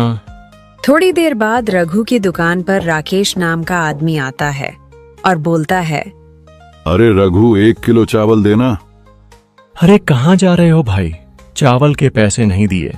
माफ करना रघु, मेरे पास पैसे नहीं है और घर में खाने का दाना तक नहीं है। अगर आज तुमने यह चावल नहीं दिए तो आज मेरे पूरे परिवार को भूखा ही सोना पड़ेगा। अच्छा ठीक है भाई, कोई बात नहीं, तुम बाद में पैसे दे देना। दूसरे दिन राकेश फिर से आता है और उधारी पर सामान लेकर जाता है। ऐसा वह लगातार करने लगता है। अरे भाई, तुम लोगों को इतना उधारी देते फिरते हो, इसमें तुम्हारा नुकसान नहीं होता और सामान लाने के लिए तुम्हारे पास धन कहां से आता है? सब ईश्वर की कृपा है। ईश्वर की कृपा से मेरी दुकान बहुत अच्छी चलती है और जिसे जरूरत होती है मैं उसे उधारी पर सामान दे देता हूं। वैसे भी वह लोग कहां भागे जा रहे हैं, आज न कल उधारी चुका ही देंगे। जरूरत के समय तो दूसरों की सहायता करनी चाहिए ना। अभी राकेश को ही देख लो, बेचारा कितनी तंगी में चल रहा है। अगर आज मैं चावल देने से इनकार कर देता तो उसका परिवार भूखा सोता। रघु, तुम बहुत भोले हो, शायद तुम नहीं जानते। राकेश के पास पैसे होते हैं लेकिन वह जानबूझकर तुम्हें पैसे नहीं देता। वह तुम्हारी अच्छाई का फायदा उठा रहा है। क्या बात कर रहे हो? भाई मैं बिल्कुल सही कह रहा हूँ। कल ही राकेश ने नया पंखा लिया है और हमारे गांव में शर्मा के लड़के की शादी है। न उसकी शादी के लिए तो उसने नए कपड़े तक बनवा लिए और तुम कहते हो कि उसके घर में खाने तक को अनाज नहीं। वह तुम्हें बेवकूफ बना रहा है और तुम बन रहे हो। वह बड़ी चालाकी से तुमसे सामान लेकर जाता है। अच्छा तो यह बात है, कल आने दो, उसे बताता हूँ। ये क्या तुम आज भी मुफ्त में सामान लेकर आ गए? हाँ भाग्यवान, हमारे गांव में रघु नाम का जो बकरा है वह रोज मेरी बात में आ जाता है। मैं उसके सामने थोड़ा सा रो देता हूं और वह मुझ पर तरस खाकर उधारी पर मुझे सामान दे देता है। लेकिन ऐसा कब तक चलेगा? वह कब तक तुम्हें सामान देगा? कभी ना कभी तो तुम्हें उसके पैसे देने ही होंगे। अरे तुम चिंता मत करो, मैं और उस रघु के पैसे दूंगा, बिल्कुल भी नहीं। वैसे भी उसकी दुकान तो बहुत अच्छी चल रही है। थोड़ा सा सामान मुफ्त में दे देगा तो उसका क्या ही चला जाएगा। अगर उसने पैसे मांगे भी मैं उसके सामने रोकर दिखावा कर दूंगा कि मेरे पास पैसे नहीं हैं। वह बेवकूफ तुरंत मान जाएगा और खुद ही कहेगा कि कोई बात नहीं, बाद में दे देना। और वह गांव में सिर्फ मुझे ही थोड़ी उधारी देता है, और भी लोग हैं। कल तुम देखना, कल मैं उसे 5 किलो गेहूं मुफ्त में लेकर आता हूं। दूसरे दिन राकेश फिर रघु की दुकान पर जाता है और 5 किलो गेहूं मांगता है। राकेश, अब मैं तुम्हें सामान तभी दूंगा जब तुम मेरे पुराने पैसे लौटा दोगे। अब तक तुमने पूरे 500 रुपए का सामान मुझसे उधारी पर ले लिया है। वह पैसे चुका दो, फिर ही मैं तुम्हें गेहूं दूंगा। ऐसा मत कहो रघु, मेरा बेटा बहुत बीमार है और उसे बहुत भूख लगी है। घर में खाने के लिए एक दाना अनाज तक नहीं है, सारा कुछ खत्म हो गया है। अगर तुम मेरी मदद नहीं करोगे तो मेरा बेटा भूखा मर जाएगा।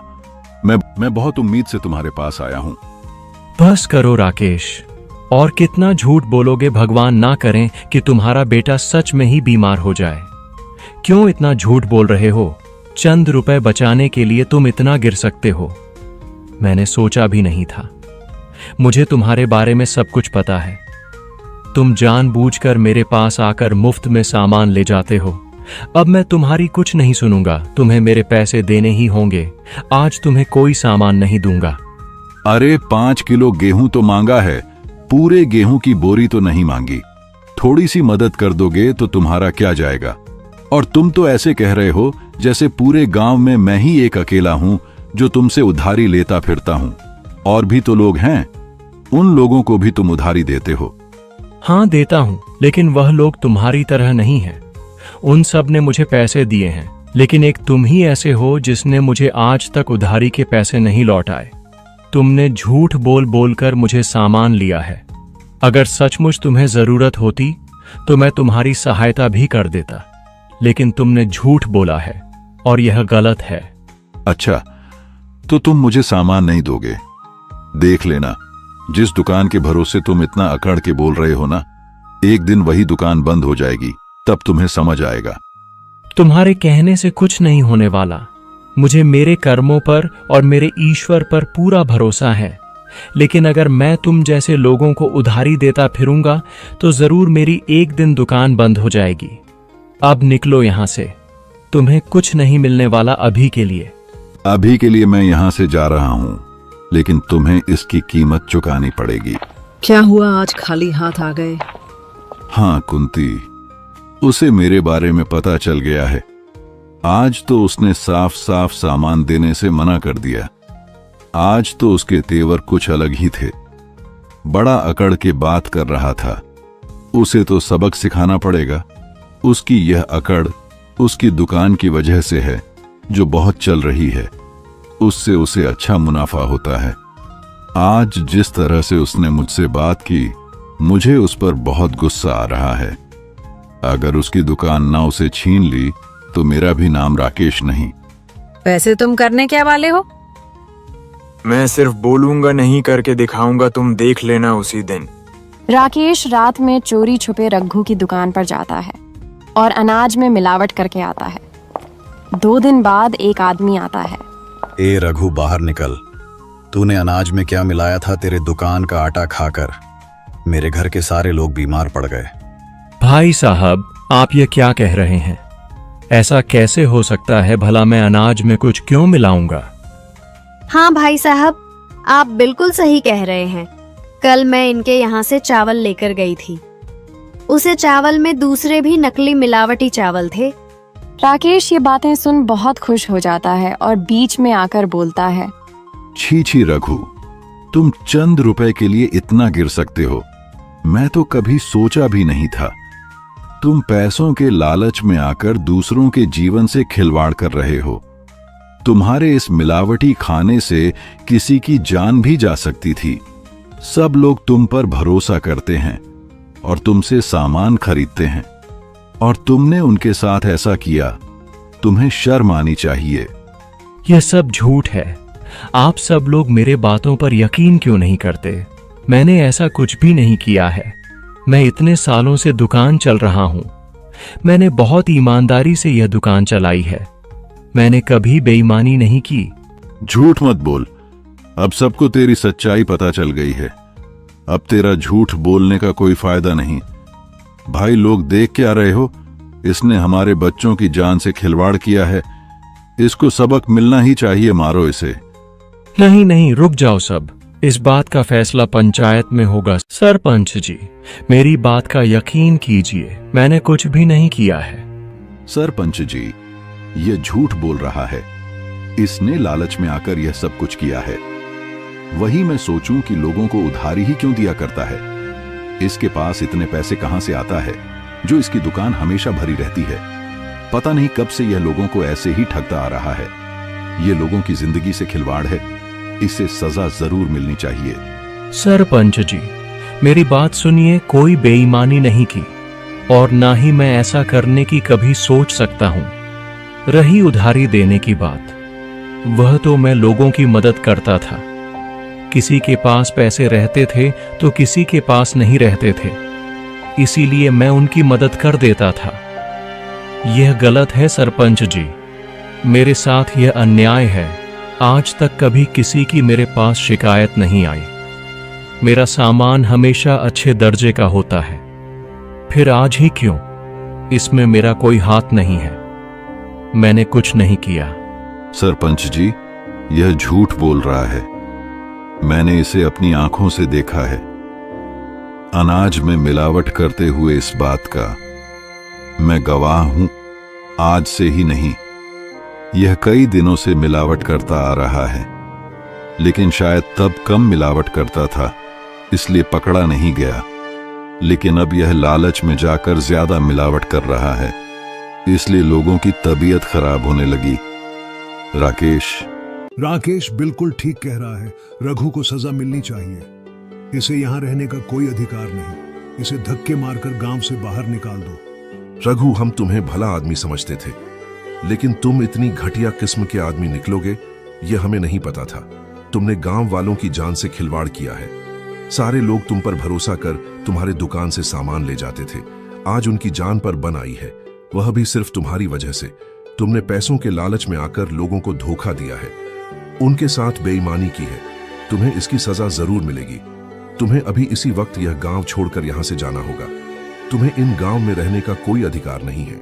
सरपंच जी, मैं बेकसूर हूँ, मेरी बात तो सुनिए। ऐसा मत कीजिए, मैं कहाँ जाऊंगा? वह दुकान ही तो मेरी कमाई का जरिया है। मैं क्या काम करूंगा, कहाँ रहूंगा? मेरे बारे में कुछ सोचिए सरपंच जी। वह तो तुम्हें बेईमानी और धोखाधड़ी करने से पहले सोचना था। अब हमने फैसला सुना दिया है और सारे गांव वालों को भी यह फैसला मंजूर है। तुम्हें यहाँ से जाना ही होगा। रघु निराश हो जाता है और अपनी पत्नी को लेकर गांव छोड़कर चला जाता है। अब हम कहाँ जाएंगे, कहाँ रहेंगे? ये सब क्या हो गया? मैंने तो कभी सोचा भी नहीं था कि ऐसा भी कुछ होगा। आपने कितनी ईमानदारी से कितने सालों से ये दुकान चलाई है, लेकिन आज तक ऐसा नहीं हुआ। ये सब हुआ तो हुआ कैसे? और ये सब इल्जाम आप पर कैसे लग गया? मैं नहीं जानता शोभा, लेकिन यह जरूर किसी की चाल है। मुझे तो राकेश पर ही शक है। उस दिन मैं राकेश को उधारी देने से मना किया था। जरूर उसने ही यह सब किया है। मैंने तो आपसे पहले ही कहा था कि लोगों को उधारी देना अच्छी बात नहीं है। आपने ही उसे सिर पर चढ़ा रखा था। अब देख लिया आपने, इतने दिनों तक उसकी मदद के बदले में उसने आपको क्या दिया? अब जो हुआ सो हुआ। शोभा, हमें अपने रहने का इंतजाम करना होगा। शोभा और रघु दूसरे गांव में जाकर रहने लगते हैं। कुछ दिन ऐसे ही बीत जाते हैं। हमने रहने का इंतजाम तो कर लिया, लेकिन अब हमें पैसों का इंतजाम भी करना पड़ेगा। कुछ ना कुछ काम तो देखना ही पड़ेगा। सुनिए जी, मैं क्या कहती हूँ, मैं समोसे बहुत अच्छे बना लेती हूँ। मैं समोसे बनाकर आपको दे दिया करूँगी और आप बाजार जाकर उन्हें बेच दिया करना। उससे हमें कुछ पैसे मिल जाएंगे। शोभा रघु को समोसे बनाकर देती है और समोसे लेकर रघु बाजार में बेचने के लिए चला जाता है। समोसे ले लो, गर्मा गर्म समोसे, स्वादिष्ट समोसे। एक बार खाओगे तो बार बार आओगे। समोसे ले लो। अरे भाई, समोसे तो देना। ये लीजिए भाई साहब, खाकर देखिए, बहुत स्वादिष्ट है, आपको मजा आ जाएगा। अरे वाह, तुम्हारे समोसे तो वाकई में बहुत स्वादिष्ट है। खाकर मजा आ गया, बहुत अच्छे। ये लो तुम्हारे पैसे। रघु के यहाँ ग्राहक आने लगते हैं और इस दिन उसकी अच्छी कमाई होती है। शोभा भी बहुत खुश हो जाती है। दूसरे दिन फिर रघु बाजार में समोसे बेचने जाता है। तभी वहां पर राकेश आ जाता है। रघु के पास लोगों की भीड़ देखकर उसे बहुत गुस्सा आता है और बोलता है, अरे तुम लोग ये क्या कर रहे हो? इससे समोसे मत खरीदो। ये एक नंबर का बदमाश है। तुम लोग नहीं जानते, इसे हमारे गांव से धक्के मारकर बाहर निकाला गया है। इसकी पहले किराने की दुकान थी, उसमें ये लालची आदमी मिलावट करके बेचता था और लोगों की जान से खेलता था। इसने जरूर समोसे में भी कुछ ना कुछ मिलाया होगा। इससे समोसे लेना मतलब जान जोखिम में डालना है। ऐसे गंदे आदमी से समोसे मत खरीदो। लोग उसकी बातों में आ जाते हैं और सारे लोग चले जाते हैं। क्यों रघु, कैसी रही? अब तो तेरे समोसे भी कोई नहीं खरीदेगा। अगर उसे दिन तूने मुझे उधार दे दिया होता तो आज तुझे यह सब भुगतने की जरूरत नहीं पड़ती। लेकिन तुझे तो बड़ी अकड़ थी। अब क्या हो गया? कहां गई तेरी दुकान जिस पर तू इतरा कर बैठा करता था और अब तो समोसे बेच रहा है? देख लेना, तेरे समोसे भी कोई नहीं खरीदेगा। तुझे तो भूखे मरने की नौबत आएगी। एहसान फरामोश कहीं के, मैंने तेरा क्या बिगाड़ा है जो तू मेरे साथ यह सब कर रहा है? मैंने तेरी कितनी बार मदद की, उसके बदले में तूने मुझे यह दिया। तेरे जैसा एहसान फरामोश मैंने आज तक नहीं देखा। भूल मत, ऊपर वाला सब देख रहा है। एक दिन तुझे तेरी किए की सजा जरूर मिलकर रहेगी। कोई मुझ पर भरोसा करें या ना करें, लेकिन ऊपर वाले को सब कुछ पता है कि किसने क्या किया है। तो इस गलत फहमी में मत रहना कि तू ही जीत गया है। तुझे इस बात की सजा एक न एक दिन जरूर मिलेगी। ऐसा कहकर रघु वहां से चला जाता है। ये क्या आज समोसे नहीं बिके? समोसे सारे बिक जाते, लेकिन वह राकेश वहां भी आ गया। और रघु ने शोभा को सारी बातें बताई। दूसरे दिन रघु फिर समोसे बेचने गया, तभी एक बूढ़ी औरत उसे नीचे गिरी हुई दिखाई दी। अरे माँ जी, क्या हुआ? आप ऐसे क्यों गिर गई? आपकी तबीयत ठीक नहीं है क्या? आपका घर कहाँ पर है? हाँ बेटा, मुझे चक्कर आ गए थे, मेरा घर पास में ही है। कोई बात नहीं, मैं आपको आपके घर छोड़कर आता हूँ। आप चलिए मेरे साथ। रघु उस बूढ़ी औरत को उनके घर छोड़ने चला जाता है। बेटा, भगवान तुम्हारा भला करे, तुमने मेरी मदद की, बहुत बहुत धन्यवाद बेटा। वापस आकर देखता है तो उसके समोसे की टोकरी वहाँ पर नहीं होती। हे भगवान, मेरी समोसे की टोकरी कौन उठाकर ले गया? अब मैं क्या करूँगा, क्या बेचूं? आज तो मुझे खाली हाथ ही घर लौटना पड़ेगा। दूसरे दिन रघु फिर से समोसे लेकर बाजार जाता है। तभी उसके पास एक आदमी आकर बोलता है, भाई, मुझे तुम्हारी मदद की बहुत जरूरत है। मेरी एक मदद करोगे? मेरे यहाँ बहुत सारे अनाथ बच्चे हैं जिन लोगों का इस दुनिया में कोई नहीं। आज उनके खाने के लिए मैं कोई इंतजाम नहीं कर पाया। आज वह सारे बच्चे भूखे हैं। मुझे बहुत बुरा लग रहा है। क्या तुम मुझ पर उपकार करोगे?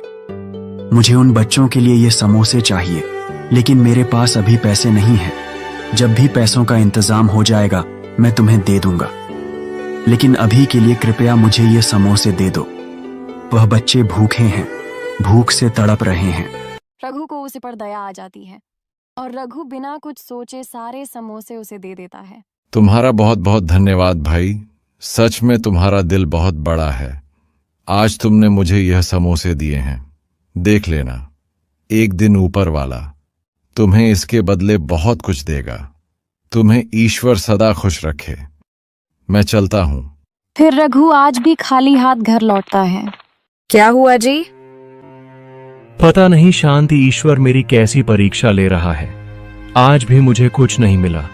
आज मुझे एक आदमी मिला था जिसने अनाथ बच्चों के लिए समोसे मांगे। बेचारे भूख से तड़प रहे थे। मुझे दया आ गई, इसलिए मैंने सारे समोसे दे दिए। मुझे माफ करना शांति, आज भी मैं 1 रुपए नहीं ला सका। दोनों बहुत निराश हो जाते हैं। सुनिए जी, घर में तो अनाज बिल्कुल भी नहीं है। सुबह जो मैंने समोसे बनाए थे, बस वही 4 समोसे पड़े हैं। मुझे लगा आप आते समय अनाज लेकर आप आओगे, तब खाना बनाऊंगी, लेकिन आप तो आज भी कुछ भी नहीं लाए पाए। अब वो समोसे खाकर ही सोना पड़ेगा। बाहर तेज बारिश शुरू होने लगती है। तभी उनके घर में बाबा। बेटा, मेरी एक मदद करोगे? बहुत बारिश हो रही है, मैं इस बारिश में घर नहीं जा सकता। क्या मैं आज की रात तुम्हारे यहाँ रुक सकता हूँ? हाँ हाँ बाबा, क्यों नहीं, आप यहाँ रुक सकते हैं। वैसे भी बहुत तेज बारिश है, आप इतनी बारिश में कहाँ जाएंगे? आप यहीं रुक जाइए, हमें कोई आपत्ति नहीं है। फिर वह बाबा रघु के घर रुक जाते हैं और रघु बोलता है, बाबा, आपको भूख लगी होगी ना? हाँ बेटा, भूख तो बहुत लगी है। अगर कुछ खाने को होगा तो दे दो। जी बाबा, मैं अभी लेकर आया। शोभा, मुझे लगता है जो समोसे बचे हैं वह भी हमारे हिस्से के नहीं हैं। अब यह बाबा जो आ चुके हैं, ये समोसे अब उनके हिस्से के हैं। घर आए मेहमान को हम ऐसे भूखे नहीं रख सकते, भले ही हमें भूखा क्यों ना रहना पड़े। हाँ, बिल्कुल सही कह रहे हैं। एक काम कीजिए, अब यह सब समोसे बाबा को दे दीजिए। कोई बात नहीं, आज हम भूखे ही रह लेंगे। फिर रघु वह सारे समोसे बाबा को दे देता है और बाबा वह समोसे खाकर सो जाते हैं। दूसरे दिन सुबह जब रघु और शोभा आकर देखते हैं तो बाबा अपनी जगह पर नहीं होते। उनकी जगह पर सोने के सिक्कों से भरा मटका रखा होता है। दोनों यह देखकर दंग रह जाते हैं। हे भगवान, इतने सारे सोने के सिक्के, और वह बाबा कहाँ गए? दोनों मिलकर बाबा को ढूंढने की बहुत कोशिश करते हैं, लेकिन बाबा उन्हें दूर दूर तक कहीं दिखाई नहीं देते। दोनों घर वापस आ जाते हैं। शोभा, इसका मतलब वह कोई बाबा नहीं, साक्षात हमारे लिए भगवान ही थे। उन्होंने हमें यह धन दिया है। आप बिल्कुल सही कह रहे हैं। मैं ना कहती थी कि ईश्वर हमारी परीक्षा ले रहे हैं। आपने हमेशा दूसरों की सहायता की है, हमेशा दूसरों के बारे में पहले सोचा है, हमेशा सच्चाई और ईमानदारी से अपना जीवन जिया है। भला ईश्वर आपके साथ बुरा कैसे होने दे सकते हैं? आज प्रभु ने हमारी सुन ली। आज उन्होंने हमारी सारी समस्याओं का समाधान कर दिया है। हे ऊपर वाले, आपका बहुत बहुत धन्यवाद। आपको कोटि कोटि प्रणाम। उस दिन के बाद रघु की जिंदगी ही बदल जाती है। रघु अब बहुत बड़ा आदमी बन जाता है। उसके पास खेत खलियान, बड़ा सा घर, सब कुछ होता है। एक दिन रघु को एक आदमी भीख मांगता हुआ दिखाई देता है। रघु उसके पास जाकर देखता है तो वह आदमी कोई और नहीं, राकेश ही होता है। अरे राकेश, तुम्हारी ऐसी हालत कैसे हो गई? तुम भीख मांग रहे हो। राकेश रघु को देखकर चौंक जाता है। उसे बहुत बड़ा धक्का लगता है। क्या बताऊं, मेरे बेटे की तबीयत बहुत खराब है। उसके ऑपरेशन के लिए डॉक्टर साहब ने बहुत पैसे मांगे हैं। उसके इलाज के लिए मेरे खेत तक बिक गए। अब मेरे पास कुछ नहीं बचा है, इसलिए भीख मांग रहा हूँ। तुम उठो यहाँ से, मैं तुम्हारे बच्चे का इलाज में कराऊंगा। वो जरूर ठीक हो जाएगा, तुम चिंता मत करो। रघु राकेश के बच्चे का इलाज करवाता है और राकेश को थोड़े बहुत पैसे भी देता है। रघु मेरे भाई, मुझे माफ कर दे। मुझे मेरे किए की सजा मिली है, यह मेरे ही कर्मों की सजा है। मैंने तेरे साथ इतना बुरा किया, तुझे गांव से तक निकाल दिया गया, वह भी सिर्फ मेरी वजह से। तेरी तो कोई गलती भी नहीं थी, फिर भी तूने मेरी मदद की, मेरे बच्चे की जान बचाई। आज तू मेरे लिए किसी भगवान से कम नहीं है। मुझे माफ कर दे रघु। मैंने यह सब गुस्से में आकर किया। मेरी मति मारी गई थी। मैंने तुझ जैसे ईमानदार और नेक दिल आदमी पर झूठे इल्जाम लगाए। मुझे माफ कर दे। राकेश, तुझे तेरी गलती का एहसास हो गया ना, यही काफी है। मैंने तुझे माफ किया। अब तू घर जा और घर जाकर अपने बेटे के अच्छे से देखभाल करना, और किसी चीज की जरूरत पड़े तो मुझे बताना। मैं तुम्हारी मदद जरूर करूंगा। मैं ऐसे घर नहीं जाऊंगा। आज तू भी मेरे साथ चलेगा। मैं सारे गांव वालों के सामने, सारे पंचायत के सामने तुझसे माफी मांगकर सबकी गलतफहमी दूर करना चाहता हूँ। तू राकेश रघु को अपने गांव लेकर जाता है और सारे लोगों के सामने माफी मांगता है। राकेश, तुम्हें शर्म आनी चाहिए। तुम इतना घिनौना काम कैसे कर सकते हो? तुमने बेचारे रघु को इस गांव से निकाल दिया, जबकि उसकी कोई गलती भी नहीं थी। और तो और तुमने गांव वालों की जान से खिलवाड़ किया, मिलावट तुमने की थी। तुम्हें इसकी सजा मिलनी चाहिए। गांव वालों, मारो इसे। अरे नहीं नहीं, ऐसा मत कीजिए। मेरी बात सुनिए। राकेश को उसकी गलती की सजा मिल चुकी है। मुझे उससे कोई शिकायत नहीं है। आप लोग उसे छोड़ दीजिए। अब राकेश पहले जैसा नहीं रहा। अगर होता तो सारे गांव वालों के सामने सच नहीं बताता। मेरी आप सबसे यही अनुरोध है कि आप सभी उसे माफ कर दीजिए। आज के बाद यह ऐसा कुछ नहीं करेगा। इसे अपना सबक मिल चुका है। इसकी गलती माफी लायक नहीं है। इसने तुम्हारे साथ भी बहुत गलत किया है, फिर भी तुम इसे छोड़ रहे हो। सच में तुम्हारा दिल बहुत बड़ा है रघु। तुम्हारी जगह कोई और होता तो इसकी मदद नहीं करता। तुम्हारे कहने पर हम इसे छोड़ रहे हैं, नहीं तो इसे अच्छे से सबक सिखाते। तुम्हारा यह एहसान मैं कभी नहीं चुका पाऊंगा रघु। सचमुच तुम्हारा दिल बहुत बड़ा है। आज मैं तुम्हारे सामने खुद को बहुत छोटा महसूस कर रहा हूं। मुझे अपने आप पर शर्म आ रही है। देखा, शोभा, जब भी किसी के साथ बुरा होता है तो वह ऐसे ही नहीं होता। हर चीज के पीछे कोई ना कोई कारण छुपा होता है। रात के बाद सवेरा जरूर होता है। अगर हम यह गांव छोड़कर नहीं गए होते तो आज यह दिन ना आता। तो आज हमारे पास इतना सब कुछ नहीं होता, इतना धन भी नहीं होता। अच्छे दिन देखने के लिए बुरे दिन देखना भी जरूरी है। भगवान किसी न किसी रूप में परीक्षा भी लेते हैं और उसका फल भी देते हैं।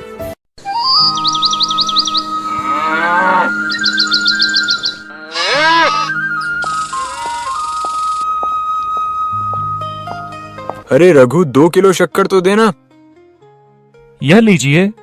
अरे वह रघु क्या है ना, मेरे पास अभी पैसे नहीं है और घर में चाय बन रही है और चीनी खत्म हो गई, इसलिए तुम्हारे पास आ गया। तुम पैसे कल ले लेना। वैसे भी हम कहाँ भागे जा रहे हैं, इसी गांव के तो है। कोई बात नहीं भाई, तुम कल पैसे दे देना। थोड़ी देर बाद रघु की दुकान पर राकेश नाम का आदमी आता है और बोलता है, अरे रघु, 1 किलो चावल देना। अरे कहाँ जा रहे हो भाई? चावल के पैसे नहीं दिए। माफ करना रघु, मेरे पास पैसे नहीं है और घर में खाने का दाना तक नहीं है। अगर आज तुमने यह चावल नहीं दिए तो आज मेरे पूरे परिवार को भूखा ही सोना पड़ेगा। अच्छा ठीक है भाई, कोई बात नहीं, तुम बाद में पैसे दे देना। दूसरे दिन राकेश फिर से आता है और उधारी पर सामान लेकर जाता है।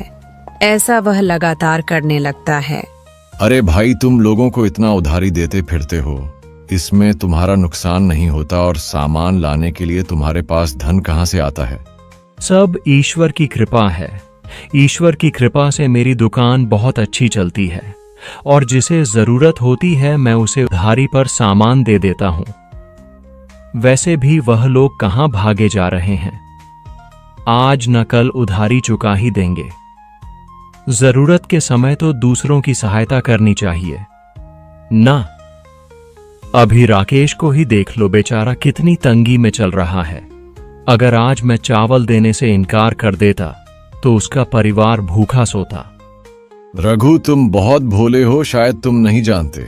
राकेश के पास पैसे होते हैं लेकिन वह जानबूझकर तुम्हें पैसे नहीं देता। वह तुम्हारी अच्छाई का फायदा उठा रहा है। क्या बात कर रहे हो? भाई मैं बिल्कुल सही कह रहा हूँ। कल ही राकेश ने नया पंखा लिया है और हमारे गांव में शर्मा के लड़के की शादी है। न उसकी शादी के लिए तो उसने नए कपड़े तक बनवा लिए और तुम कहते हो कि उसके घर में खाने तक को अनाज नहीं। वह तुम्हें बेवकूफ बना रहा है और तुम बन रहे हो। वह बड़ी चालाकी से तुमसे सामान लेकर जाता है। अच्छा तो यह बात है, कल आने दो, उसे बताता हूँ। ये क्या तुम आज भी मुफ्त में सामान लेकर आ गए? हाँ भाग्यवान, हमारे गांव में रघु नाम का जो बकरा है वह रोज मेरी बात में आ जाता है। मैं उसके सामने थोड़ा सा रो देता हूं और वह मुझ पर तरस खाकर उधारी पर मुझे सामान दे देता है। लेकिन ऐसा कब तक चलेगा? वह कब तक तुम्हें सामान देगा? कभी ना कभी तो तुम्हें उसके पैसे देने ही होंगे। अरे तुम चिंता मत करो, मैं और उस रघु के पैसे दूंगा, बिल्कुल भी नहीं। वैसे भी उसकी दुकान तो बहुत अच्छी चल रही है। थोड़ा सा सामान मुफ्त में दे देगा तो उसका क्या ही चला जाएगा। अगर उसने पैसे मांगे भी मैं उसके सामने रोकर दिखावा कर दूंगा कि मेरे पास पैसे नहीं हैं। वह बेवकूफ तुरंत मान जाएगा और खुद ही कहेगा कि कोई बात नहीं, बाद में दे देना। और वह गांव में सिर्फ मुझे ही थोड़ी उधारी देता है। और भी लोग हैं, कल तुम देखना, कल मैं उसे 5 किलो गेहूं मुफ्त में लेकर आता हूं। दूसरे दिन राकेश फिर रघु की दुकान पर जाता है और 5 किलो गेहूं मांगता है।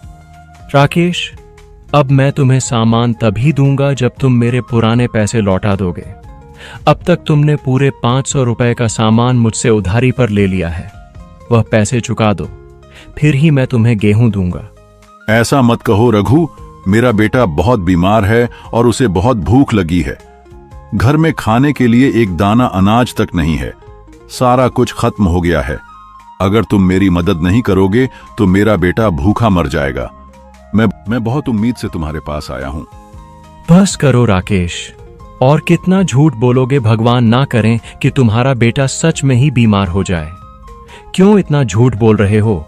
चंद रुपए बचाने के लिए तुम इतना गिर सकते हो? मैंने सोचा भी नहीं था। मुझे तुम्हारे बारे में सब कुछ पता है। तुम जानबूझकर मेरे पास आकर मुफ्त में सामान ले जाते हो। अब मैं तुम्हारी कुछ नहीं सुनूंगा, तुम्हें मेरे पैसे देने ही होंगे।